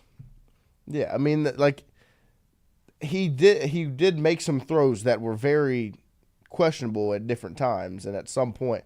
Like, I mean, one I think back to the Ole Miss game. Was it like they forced the fumble or they get an interception? I think they forced the fumble. You get the football on the plus side of the field, and he just throws it up for grabs. Immediately throws an interception. Momentum. Right. And so like there are decision-making questions. But Texas A&M. All three interceptions in that I think game. that's the one that people will point to the most. It's just that game. And that cuz that was the crumble. Like The first one happened, and all the dominoes fell down after that. Ugh. That was a rough evening. But yeah, no, I mean, I am surprised to see that as a strength, because I don't think I would go to say the same. Like, if I was to talk about Nussmeier's strength, it would be his throwing ability more than his decision making. Yeah, his ability to put it wherever. Right, his ability to make every throw on the football field. Like, speaking of the Ole Miss game, the Aaron Anderson touchdown to send it to overtime. That's a good decision, too. Right. Andrew Messina, I really hope LSU's run game is better this season. It has to be. And even in that mic'd up video, the video of him with the microphone, you got go CD, go CD, go CD, which is obviously Caden Durham. And then the I see you 22. If you don't know who 22 is, get used to it. Harlem Berry. Because that's one Harlem Berry. So there's probably the two most important pieces in the running back room for, as well as Caleb Jackson, for an improved rushing attack. Yeah, and you've improved. You would have to think on paper you've gotten better when it comes to what you've added to the coaching staff. Like, yes. You've made change. You're not just running it back. Run game coordinator. Yeah, you're not just running it back with the same offensive philosophy that you had last year, and you're also having to make changes on the offensive line where you added pieces to that as well. I know you lost Emory Jones and Will Campbell, but you added to that room, and the competition you're seeing out of that room, like when Eads was here, you heard him talk about, like, some of these guys that were already at LSU, they don't want to lose their spot. Just because you brought in a transfer doesn't mean you get my job. Yeah, just because Twitter thinks you're the new starter doesn't mean you are. Just because Tiger Droppings thinks you're the guy doesn't mean you are. They still want. I mean, DJ Chester didn't want to just cough up the center spot. So yeah, I mean, on like Wood said, on paper, it should be very much improved. Because what Andrew Messina just said in the chat is very much true. A better run game helps Nuss tremendously. The offense would be night and day with a physical and impressive rushing attack. It would make Nussmeier's life so much easier. He should never have to throw 50 times in a game, ever. And if there's a game where he has to do that this season, something went wrong. Like that should be the takeaway from last year. We should never have games where Nussmeier has to throw 50 times. And that begins with having a rushing attack that can make something happen. The red zone issues solved by a rushing attack that can actually contribute to the game plan and execute in those short yardage situations. Even the special teams can be helped by a rushing attack because you won't have to use them as often. So the rushing game is the key to LSU unlocking the next level of what they can be. Cordell Music, I want to see Nuss under center. If the run game is improved, a play action will be bread and butter. It would be quite nice. And I think you're going to see something that looks a lot different than just the zone read, shotgun. You're going to get to see some pistol stuff. He'll go under center. But, I mean, last season he threw, against South Carolina, he threw it 40 times. Well, look, we'll start in USC. Threw it 39 times, then 37, then 40. He threw it under 35, 3 times during the season. He threw it 44 times against UCLA, 51 times against Ole Miss, 50 times against Texas A&M, 47 times against Florida. That's not going to be a method for success. Against Texas A&M, he was 25 of 50. Ole Miss 22 of 51. Like, he should not have to throw the football that many times. And if he does this season, like I said, something went wrong. It's got that can't be the LSU offense in 2025. Drop back and throw it 50 times.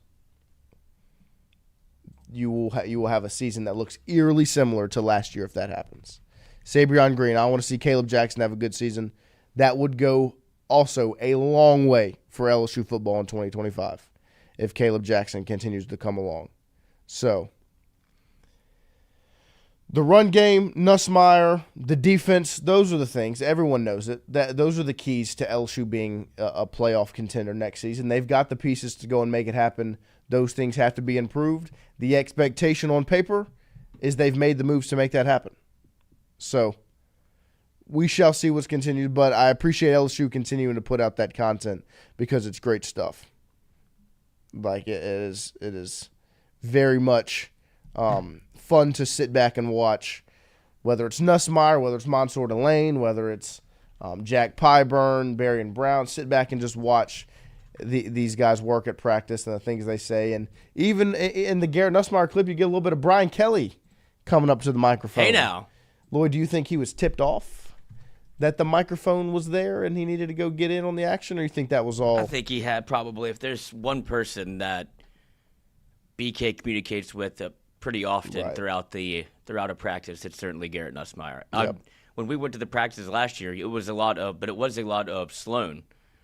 Whenever you saw them work together, obviously as the quarterback's coach, so I was actually surprised he wasn't in any of those. But BK knows that he probably should communicate with the quarterback, and he was able to slide in there. And he was doing a little coaching up with him between Nick Anderson and Garrett Nussmeier, and you see maybe gave up some trade secrets there. Where if it's fourth down and you've seen this and you're an opposing team, watch out for the comeback on fourth down. Yeah. Be wary. But that's that big body receiver that you want to be able to use like that. Well, Brian Kelly's 100% right. That's comeback route, fade route. Those two should be bread and butter for Nussmeier and Nick Anderson, because it's going to be a big success for LSU and lead to success for LSU. But we have got, as Darren Charles brings up Joe Burrow in the chat, we've got a legend of our own here joining us. As Jacques Duceay joined us every single Wednesday here on the Jordy Culotta Show, and he is here with us today. Jacques, thank you for joining us. Good morning. How are you? Doing great, man. I think you're the first person to ever put my name and Joe Burrow in the same sentence. So I appreciate it. Let's see. Where's Joey B? Where's my Joe? Oh, here he is. It's my good morning, Noah. It's my two legends. Joey B. Fathead back here. There you go. So I think you see Brian Kelly's getting a bobblehead? Is he really? Yeah, I think it's the iconic dancing version of him. No kidding, huh? That was Walker Howard, right? Walker Howard was one of the dance videos, and Danny Lewis, the tight end from New Orleans. Where's he from? He was from Westgate. Went to Alabama. Westgate, that's right. Danny Lewis. New Iberia area there. So they're going to give that out at a game, or that's for sale, or what? Lloyd? I'm looking at the article right now. I'm hoping I didn't get a day late and get April Fool's. Yep, I did. Fatheads are interesting. I remember I've been around long enough. I remember when the Nick Saban fathead initially came out, it was terrible. I mean, it looked like Nick Saban now. It looked like 70-year-old Nick Saban when he was in his 50s, and he hated it. I think he sent it back, and they might have redone it. Some of them hit the nail on the head. Like I think the Kim Mulkey one here is pretty good. I got Coach Mulkey. I think that one's relatively spot on point. The Skip Bertman as the Rougarou coach is really interesting. It's like I don't think that should be allowed. Yeah. I mean that makes Michael Jordan look like he played his whole career with the Wizards, right? Right. 100%. Or you get the Chicago White Sox and Michael Jordan bobblehead. It's like Paul Maneri in a South Carolina uniform. Right. Oh man, yeah, they're not doing so well. I saw they're 1-8 in the SEC. Yep, they had it. Their game 3 against Tennessee they had lined up, and they crumbled at the end and lost. And Paul was going through it on the sideline. He was having one of his typical Paul Maneri pull off my hair out moments where you're like, "Are you sure you wanted to come back and do this?" He's one of my favorite people that I've ever covered, and but I think a lot of people just had the question, why is he doing this? Yes. So I hope he turns around. I hope they win some games. I know LSU and South Carolina play the final series of the regular season. Yes. So that'll be That'll be interesting to see in Columbia, South Carolina. If South Carolina is fighting to get into the SEC tournament and they need to win a couple of games, and LSU might, at this point, will be playing for a national seed, it looks like. So I'm curious if we should travel to that game, to that series or not, and cover it. I know John Eads, he'd probably walk there if I told him. 100%. We're covering it. So we had John in the end of the week last week. He did an excellent job. Obviously, he's been covering stuff. That such a good job he's done.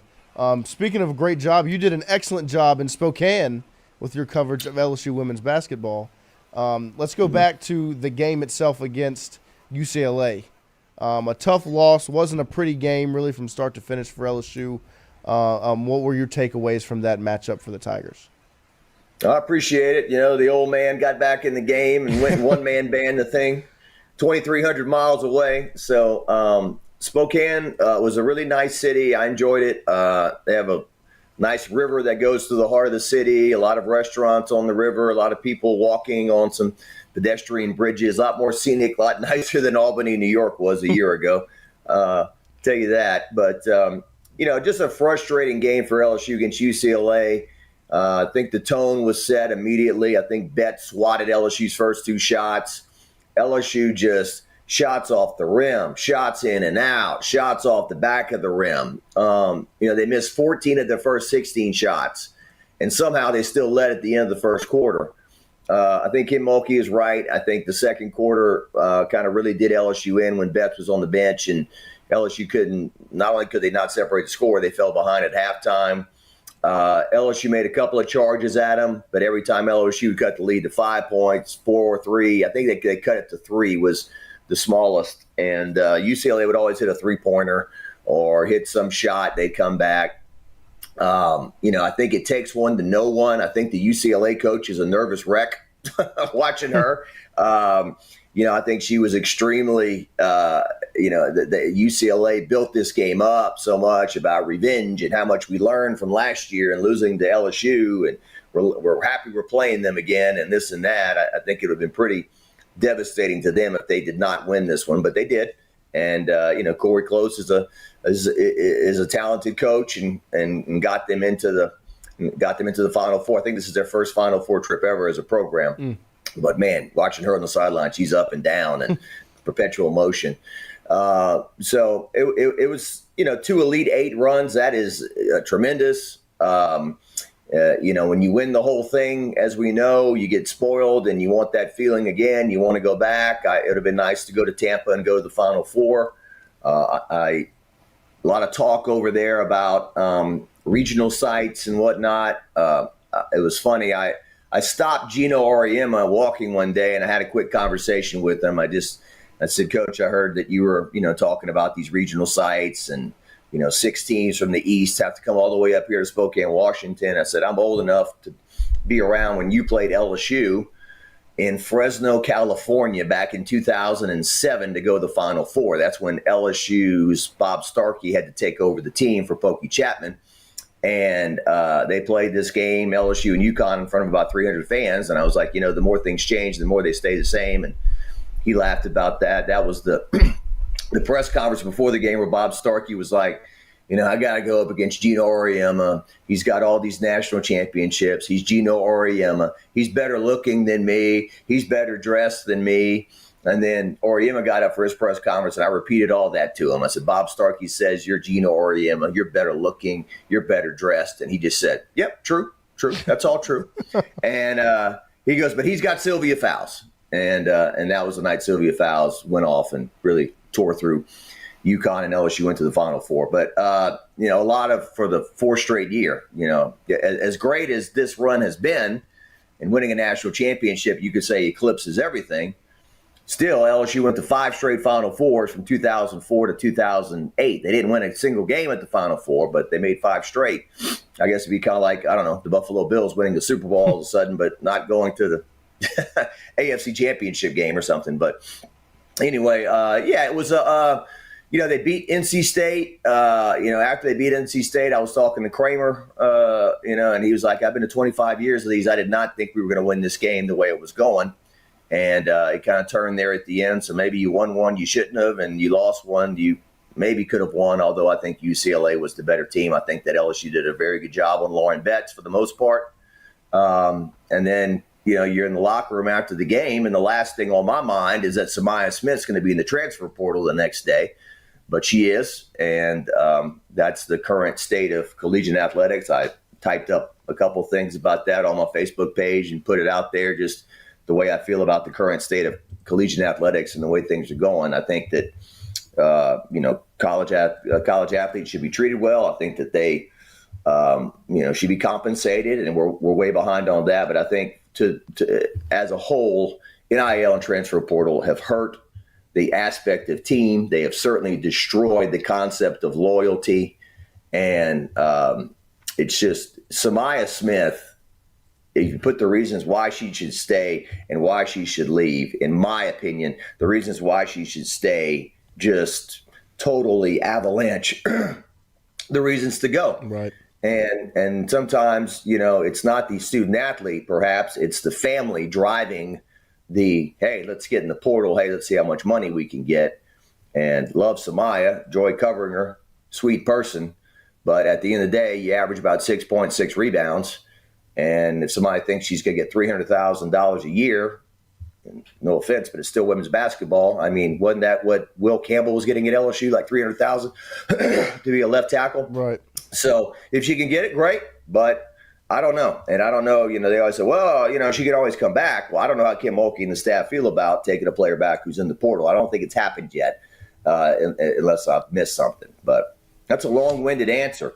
Yes. No, I mean, and you kind of brought up what my next question was going to be, which was the Samaya Smith situation, just the way that played out. Because, it's the timing of it, to me, is the part that really throws the biggest wrench in all of it, is the fact that you play a game on Sunday, you're in the locker room doing the post-game interview with her, asking her questions, and then on Monday she's in the transfer portal. It's the timing of it that really makes it so much even worse than it already kind of is. Just this idea of leaving your team. What's the fact that you're joining the portal, a day after the loss? Especially after she had some very interesting comments that did not seem portal related at all. We're not done yet. It's not the end of the story. We still have a lot more to prove for sure. That's what she said to you. So it didn't seem like this was on her mind.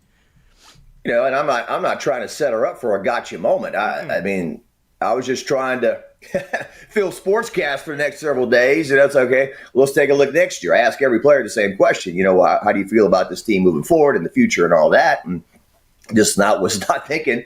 Samaya Smith has won a national championship at LSU. She's being coached by one of the greatest coaches ever in Kim Mulkey. She's being coached by one of the greatest assistant coaches ever in Bob Starkey. She's made 2 deep runs outside the national championship. She will start next year. She knows Baton Rouge. She knows the PMAC. She knows the program. I mean, why would you leave outside of money? And, she came on late in the season, but once again, her body of work was not somebody who's putting up double-doubles all the time. Certainly looked like she was on her way to doing that next year. But, I think she talked to Corey Diaz. She gave a much more detailed answer about coming back next year. And, I wish the season would start next week. And, we're going to hit the weights. And we're going to do this and that. And then, the average person could say, well, what do you expect her to say? You expect her to say she's going to hit the portal? Well, no, but, maybe a little more vague answer or a shorter answer or, looking forward to it. We'll see how it goes. I don't know. But I just think that, and to your point, Noah, the calendar, as it is in many cases, is messed up. The fact that and Mulkey talked about it after the game, the fact that the portal is opening while you're still playing in NCAA tournament games, and it gives teams an advantage to lose earlier to attack the portal. I mean, I'm over there covering the team and thinking about what I'm going to be, the stories I'm going to be cranking out that day. I'm not even thinking about the transfer portal and all that. And so just imagine them. They're trying to come up with a game plan for Lauren Betts when the portal's open and players are bouncing around. So, Mulkey's obviously got a deep staff. She's got like 9 assistant coaches. I would think that Gary Reedus and, Caitlin Rice and those coaches are the ones that are doing a lot of the work on the portal, certainly Reedus. But the portals. I mean, the calendar's messed up. I mean, we mentioned Maneri a while ago. It's the same thing. He's trying to get ready for a super regional, and the major league draft's going on. Guys are getting picked. So they fixed that. But can the NCAA or whoever the governing power is they have to step in and fix the calendar, right? The timing, that has to be something that's got to be on the cusp of happening soon. Yeah, I mean, I would think so. I mean, your WNBA draft, I don't know when it takes place now, a little bit later. It used to take place the day after one of the Final Four games, because I remember being in Tampa when LSU lost to Tennessee in 2008, and then the very next morning, Sylvia Fowles was the number one pick in the draft, and then it came the national championship. So, you should put your draft a little bit away from your national championship games, right, and so forth. But I think they need to address that, and I don't know what's going to happen with the sites and whatnot. But the average person does not want to get in a plane and have to possibly connect and spend an entire day flying somewhere and have to stay in a hotel, and I mean, just a lot of money and a lot of effort to go out and see a basketball game. When you don't know they're going to win the first one. So what happens? They lose the first one. I'll come all this way to see one basketball game, turn around and go home, or whatever. It's just been so much nicer to drive to Tampa or Birmingham or somewhere like that, New Orleans. But I just don't think New Orleans is. I mean, I've heard gymnastics talk about New Orleans and trying to get back over there. I mean, it's tough with your Pelicans schedule. It's funny. Somebody said, "Well, they say that the Pelicans make the playoffs." Blah blah blah. Well, that seems far away. Concerts and whatnot, and how to juggle arenas and dates and so forth. But and the post game press conference, which I talked about a little bit. The young man from LSU. I tried to be. Look, I think what. I hate media police, like people that try to police media and get on Twitter and tell, you shouldn't ask that question or do this. Just as somebody who's been chewed out and spit out a million times myself, and who started, my first three coaches were Nick Saban, John Brady, and Skip Bertman, which was a combination of intimidating, terrifying, and whatnot. I think when you have a coach like Coach Mulkey and you begin the question by saying you've been eliminated 2 straight years in the Elite Eight, that might have a negative connotation to the subject you're talking to. Maybe you've reached the Elite Eight the last 2 years. What's the key to making it further? Or, how do you compare the two teams or whatever? And when Mulkey said, "That's terrible, huh?" I think the young man didn't really know how to respond. Yeah, I mean, he's put on the spot. And like I said, these press conferences are kind of intimidating for people, especially younger people. There's bright lights. There's a lot of national media in the crowd. Your voice is being amplified. You could be on national TV. You're definitely being live streamed. No one wants to be dogged on in the comments, in the chat, and mean-spirited people out there. So I think maybe he just thought, yeah, it's terrible the team lost and the season's over. It hurts, or he just repeated what Mulkey said, and then that's when Mulkey said, "Oh yeah, how many Final Fours you played in?"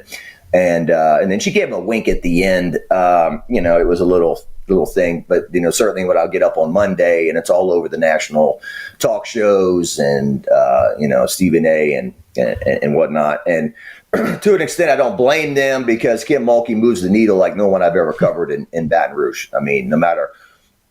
Whatever, when she gets off the bus or she shows up at the arena, what is she wearing today? I mean, that's a viral clip every time, pretty much. Whether it was the Michael Jackson look the other night or the magnolias on the jacket, which my friend said was maybe more Prince looking because of the purple and whatnot. But so she moves the needle, and so people always gravitate to writing stories around her and putting her out front, which I understand to an extent. But I can understand too from her perspective how, I don't want to say she gets her feelings hurt, but she just gets annoyed with some of the articles that get written and stuff. Like the other day when she made a joke about the girl eating cheese sticks in the back of the room, I think it was at the SEC tournament. So, yeah, I mean, you've been in those like. To me, when it got blown up on the national media, obviously it's for clicks, but it's just the clip in my eyes was taken so far out of context. Like just no, the first 3 seconds were cut out. The last 10 seconds, it was just the one back and forth and this narrative that she's rude, which in my opinion is just so far from being true. Yeah. Well, I think certainly there's always a discussion too about how women are treated as opposed to men. And certainly, Nick Saban over the years, I think a lot of fans love the way he used to, go chew up the media, spit them out and whatnot. Certainly Alabama, I used to joke they had that thing down to a science on Monday when he do his press conference. That thing never went over 10 minutes. I mean, they had him compressed. He was getting in and out of there in 8-9 minutes, and that was it. The LSU press conferences, whether it was Les Miles, Ed Ogeron, Brian Kelly, were always 20, 25 minutes, half an hour. Sometimes they were always much longer, but Saban didn't have time for that. Ain't nobody got time for that. Your press conferences on Monday. So that was indeed the case with Saban there. Well, and Saban could use the media because I've never seen a coach so masterfully use a planted question that he would make sure somebody seemed to ask him. So he's like, let me get my point across. I want to rant about something. Somebody ask it. And that's how it seems like he kind of used the media as well. Yeah, planning a question, right? That's like the rock concert and the guy goes, hey, sweetie, I see you singing the lyrics to our song. You want to come up stage and sing one with us? Yeah, who wants to hear this girl come up? All right, come on up. We've arranged this 2 hours before the show started, but how is she a concert singer and just in the stage? She's just in the stands, and I don't know how that works. Yeah, who knew she was going to sound like Pat Benatar or Ann Wilson or one of them old school rock girl singers? So yeah, there's some. He was the master of speaking to his team through the media. Like sometimes he just brings something up, nobody even asked about it, but he put it out there in the ether, so to speak, so his team would hear about it. And it was like 2003 when LSU plays Georgia, and everyone's hyping the game up, and the best damn sports show is coming to town with Leanne Tweeden and all that, and it's on national TV, and it's like this big game and a big game, and he tried to diffuse that. The sky won't fall if we lose this game. We don't need to create a bunch of anxiety and pressure for our team, and they won the game. And then there was this game against a team called Florida, and nobody cared and nobody hyped it up. And it was a blog game. They did a whiteout. LSU didn't score an offensive touchdown, and they lost. And that game counted the same as the Georgia game. It was a team from the SEC East, and they lost, and the other one they won, and one was hyped and one wasn't, and they were the same thing. So I would oftentimes, understand what he was getting at there. Well, now that you have another sport season ending, another sport off the docket as the WFB9 sports director, what do you have going on over there at Channel 9? Well, John Eads, I was, I don't know if he had his sleeping bag at Ellick Box or not, but even on the West Coast there, I'm like looking at, I'm like, golly, they are still playing baseball? What is going on? Right. So they had, we were joking, and we can imagine the old voice of the Tigers, Jim Hawthorne, if he was having to deal with 9:30 start times, 2 nights in a row. It'd be something like, well, folks, we're in the 6th inning, and it is 1 o'clock in the morning. What are we doing here? My goodness, that kind of thing. I mean, late night baseball, like it's in Hoover, Alabama or something. I think it was, what was that game I did when Mississippi State, the end of Maneri, like 17 innings, 18 innings in Hoover, and it went to 1, 2 in the morning or something like that. I remember them rolling over. I'm looking at my cell phone at 8 o'clock, and it's Channel 9. What are you doing for the noon show today? I'm just like, throw it. But so anyway, no, but he was at the baseball game last night. LSU gets a big win, easy win against Louisiana Tech. Softball team.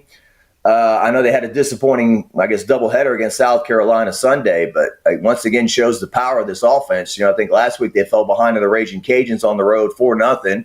They come back and win 11-4. Last night, it's like, it looks like they're in trouble. They're losing 2-0 in the 5th. Of course, softball plays 7 innings, not 9, and so they're losing, and they come back and score 12 runs and win 12-2. And so, LSU baseball out of town this weekend at Oklahoma. LSU softball playing in Alabama at home. We got Southern baseball at home against Grambling this weekend. So there's a lot going on, but we're all kind of taking some time off this week. I'm kind of getting guys time off, including myself. I think the first Live After 5 is Friday, and some other things going on. My good friend Kid Rock has not texted me yet about coming to Livingston or anybody. Wait, he said he's busy in the White House, Jacques. That's right. But my Kid Rock story last year about getting to hang out with him after the concert at Lamar Dixon, and he goes, hey guys, let's call Trump. And somebody goes, it's 2 a.m. Oh, he's up. Let's see. So he called Donald Trump, and he didn't answer. Yeah, but anyway, that was crazy because Kid Rock and it's the offensive lineman Stephen Peterman, I believe, play for the Lions. So Kid Rock and Stephen Peterman from the 2003 National Championship LSU team on the offensive line are like great friends, and Stephen Peterman's kids call Kid Rock Uncle Bob or something. It's so funny, So anyway, any of y'all going to Livingston this weekend to see Nickelback or Kid Rock or any of that? Not going to happen. Not this weekend, I don't think. No, we got plenty going on though. No LSU football. Yeah, look at that. look at my guy. How about that? The chat calls him Uncle Sam on acid. Talking about there you go. Look, I realize his politics and whatnot are either loved or not so loved, but I have to say I got a chance to do a Zoom with Kid Rock, and he was as nice as could be to me. He let me interview him for half an hour. I could have kept talking. He's like, ask me anything you want. You're a cool guy. You're a sportscaster. You're good at this, man. So he was a really nice dude. And I got to go hang out with him at backstage last year. Him and Uncle Cracker and all these guys. I was like, what is going on here? So he went on to the next city. I went home to my cat, and that's the end of that story. But it turned into a pumpkin. Exactly. I turned into a pumpkin way past midnight there. But he did a cool thing for these kids. All these kids were out there, and they were having a party outside Lamar Dixon. They had a DJ, and they're all partying still. It's 1, 2 in the morning. And he got in his limo, and he drove down the street, and he got out, and he gets up, and he just starts DJing for these kids, and they're all freaking out. I was like, oh, my God, it's Kid Rock, So great performer, by the way. I mean, I had never seen him live, and I watched him last year. Guy is a physical, in-shape dude who goes at it, jumps around, and pumps up the crowd, and goes at it hard for 2 hours plus.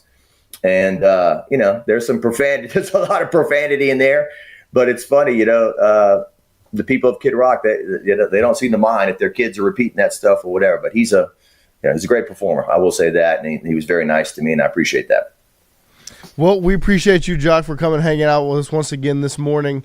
Before we close it out, what were your opinions on the White Lotus from this past weekend? Were you able to get to it with your travel back? I watched that, and then I watched the finale of Severance. I watched those 2 shows. And I've been rewatching Breaking Bad as well. But I hear that the season finale is going to be 90 minutes. I saw that. So I've heard people speculate that they don't think any of the 3 middle-aged women are going to die. They just think that they're just going to keep spatting. I've also been pointed out to me that the deaths in the previous 2 White Lotuses were by accident. So I don't know if any of the deaths are going to be like these premeditated things, or if it's going to be, some sort of accidental. I think I might have mentioned to you that somebody at work told me they thought that the monkeys were going to get a hold of a gun, because they kept showing the monkeys throughout, hanging in the trees or whatnot. They didn't seem to show as many of them as last time. There seems to be a lot of speculation about the fruit going to be put in a smoothie. Maybe the dad from South Carolina is going to poison his family with the fruit. And, Saxton's always blending these protein shakes. Right. He's going to put something in there to take out his family. And I think we've all been there before, right? When there's this girl who you're interested in, and she's head over heels over somebody that you just do not understand why. And that's this but Rick, we're soulmates. We're soulmates. You know, that one. Yeah. It's like, what do you see in this guy? You know, it's like, oh, but I need to heal him. He's hurt. It's such a sad aura. Yeah, his sad aura. I'm drawn to him, you know. I hope they don't do anything with Belinda. That would just be wrong. Yes, you know, I agree. The sweetest, nicest character on the show. Let's not take her out. But Amen. What's his name? Gary? Gary and Greg guy? are the two names. He's got the aliases. Yeah, he is a POS. He's probably the biggest POS on the show. But That's for sure.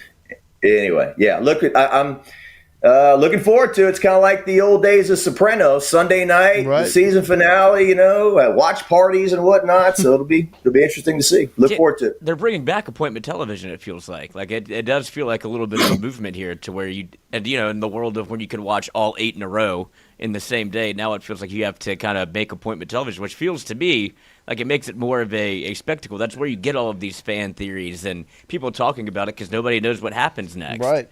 Instead of like, oh, I already watched all that. She dies. Yeah. Well, they're like sporting events now. Like an episode airs and then you catch the pregame show, or postgame show. You can go online and there's these people breaking down what happened and what they think is going to happen. And, you know, I think Better Call Saul, especially like when it was on its final run, and, you know, what happens to this character? What happens to that character? Because they're not in Breaking Bad. And, you know, do they die? Do they go away? What happens? You know, and so I think that's the beauty of streaming and being able to, you know, connect with people across the country. But, yeah, I mean, it's true. And especially now where, you know, it used to be like somebody joked on a show, you know, you used to watch something on TV and if you missed it, it was gone forever. So now it's like, well, a lot of people don't have to be sitting in front of the TV the second the thing airs. I'll watch it later. I'll watch it tomorrow, whatever. But I think now on something like this, I think a lot of people are watching the thing live. They don't want to wait. And so it's a huge kudos to the show and in a time now where everyone's streaming and everyone's got a million things they can watch, that it's captivated this many people. Oh, it went from you had to watch it live to then TiVo came out and you could record it and fast forward through the commercials, and then it got to streaming and now we don't need TiVo. Yeah. Well, commercials are needed to make the world go round. You know, they got to find a way to pay these actors, I guess. And so, you know, it's an HBO show, right? Yeah. So that's premium cable, baby. You pay for that. No commercials. Yeah.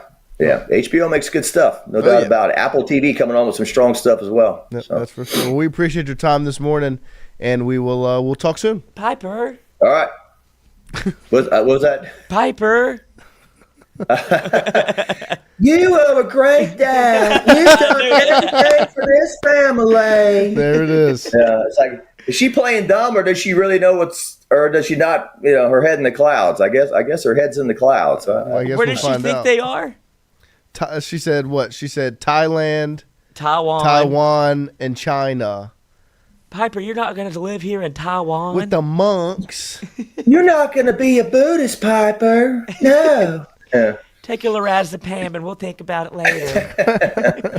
Thank you, JD. Go Gay Talk. Get Mook. Yes. Go Gay Talk. All right. Thank you, buddy. We appreciate it. All right. Thanks, guys. Yep. Oh, the legend himself. I knew he'd Jacques have a Duceay. great the mom. The Parker Posey character from White Lotus. Apologies to everyone in the chat that doesn't watch White Lotus. We didn't spoil anything. And the go brothers watch it. are very close. Go watch the show. Brian Burgess. I'm not paying attention because I don't watch the show they are talking about. This go is watch his favorite it, segment. Brian. Go watch it. Yeah, there's some high-level stuff that goes on over there. Yeah, that's for sure. But one thing, make sure you are following all the social media pages. Make sure you're following me and Lloyd personally on social media. My tag on Twitter and Instagram and all the such is at Noah B. Tingle. And then, Lloyd, you're L Court 357, correct? That's right. Make sure you follow us on our personal pages as well for any additional exciting things that are going on outside of the show realm or any changes or things like that. Just make sure you're locked in with me and Lloyd. If there are any updates that arise outside of show business, that'll all be occurring on our personal social medias, especially Twitter or X or whatever you want to call it. So I'm at Noah B. Tingle, at LCourt357. Make sure you follow us and ready for that there. Hunter Hall, Noah will not follow you. I will follow you back. Look, I'll follow Hunter Hall back right now, live on television here on. Prove it. He could be doing anything. Let's see, Hunter Hall. See if I can find him. Let's see. What if he doesn't even have Twitter? Hunter Hall, what's your Twitter? Help me out here so I'm not searching the depths of this app for your face. See, I just have Hunter Hall's number. We just text. There you go. Yeah, me and Hunter talk on the Instagram DMs. We usually converse back and forth on, but I will follow back. So make sure you give me and Lloyd a follow. Be up to date and in touch with us, and we're going to do a quick athletic connections to close it out this morning. Oh. Make it past 9 a.m. We got to do it every day because we're. Oh, yeah, there's no reason not to do this. We're on a roll.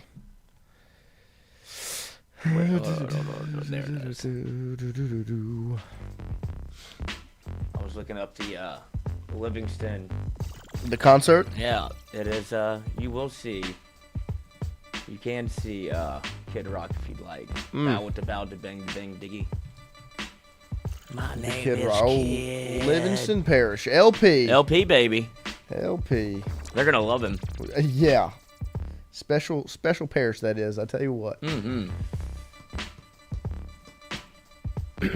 All right. I don't know what that says. Hold on. Time yourself for an extra challenge. How about no? How about not? We'll get there, though. Oh, thank you, Brian Burgess, for the follow. Put it back on me real quick so everybody can see me follow Brian Burgess back. Can you see that? Mm-hmm. There you Follow go. back. He Brian does it. Burgess just got a new follower. Thank you, Brian. But yeah, make sure you stay up to date with me and Lloyd. All right. Kansas City, Salt Lake City, Oakland, Los Angeles. Nope. Philadelphia, Sacramento, Brisbane, London. Okay, there's a lot of places on here. All right. Sprint, dart, dash. Scoot. Sprint, scoot, dash. Dart, chase. Dart, chase.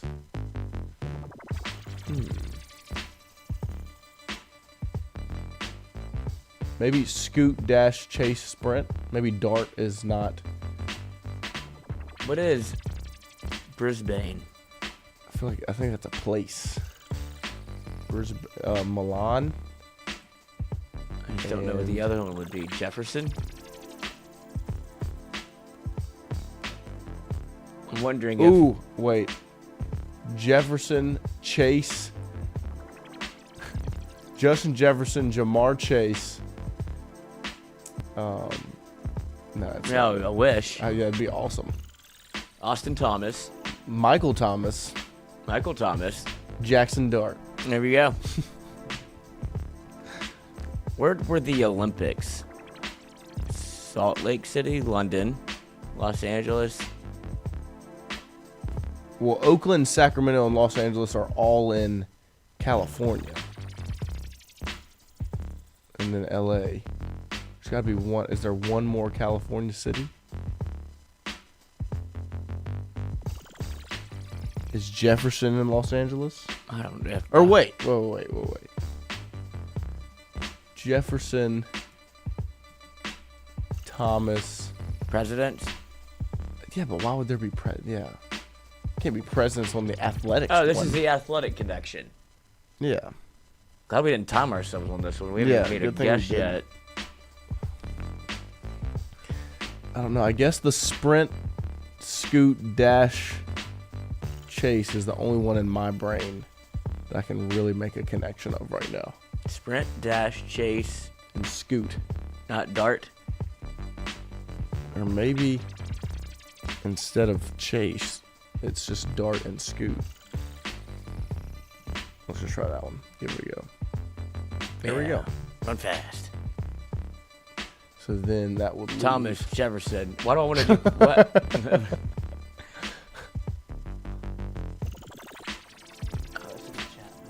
Yeah, what do they have here? Cities in California. Chase, Jefferson, Thomas, London.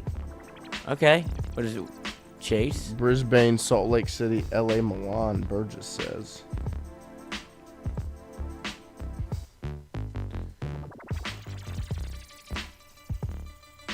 Future Olympic coach. See, I knew it was the Olympics. Future Olympic. Good job, Lloyd. Thank you. So then, I guess from here, it's kind of, it would be, Jefferson, London, Chase, Thomas. Wide receivers. Drake London. Yep. That's crazy. We were joking. We were there. But we were there. How about that? And then,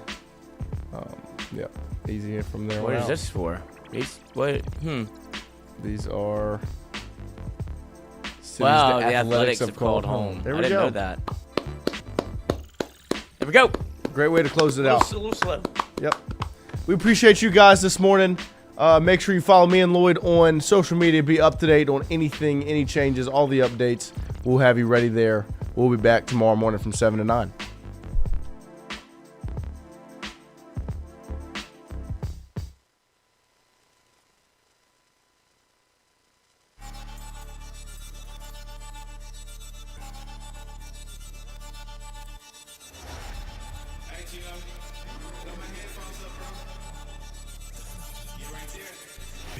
We can never put on the same shoes.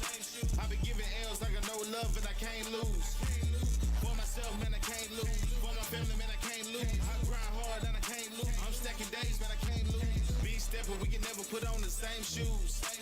giving nails like I know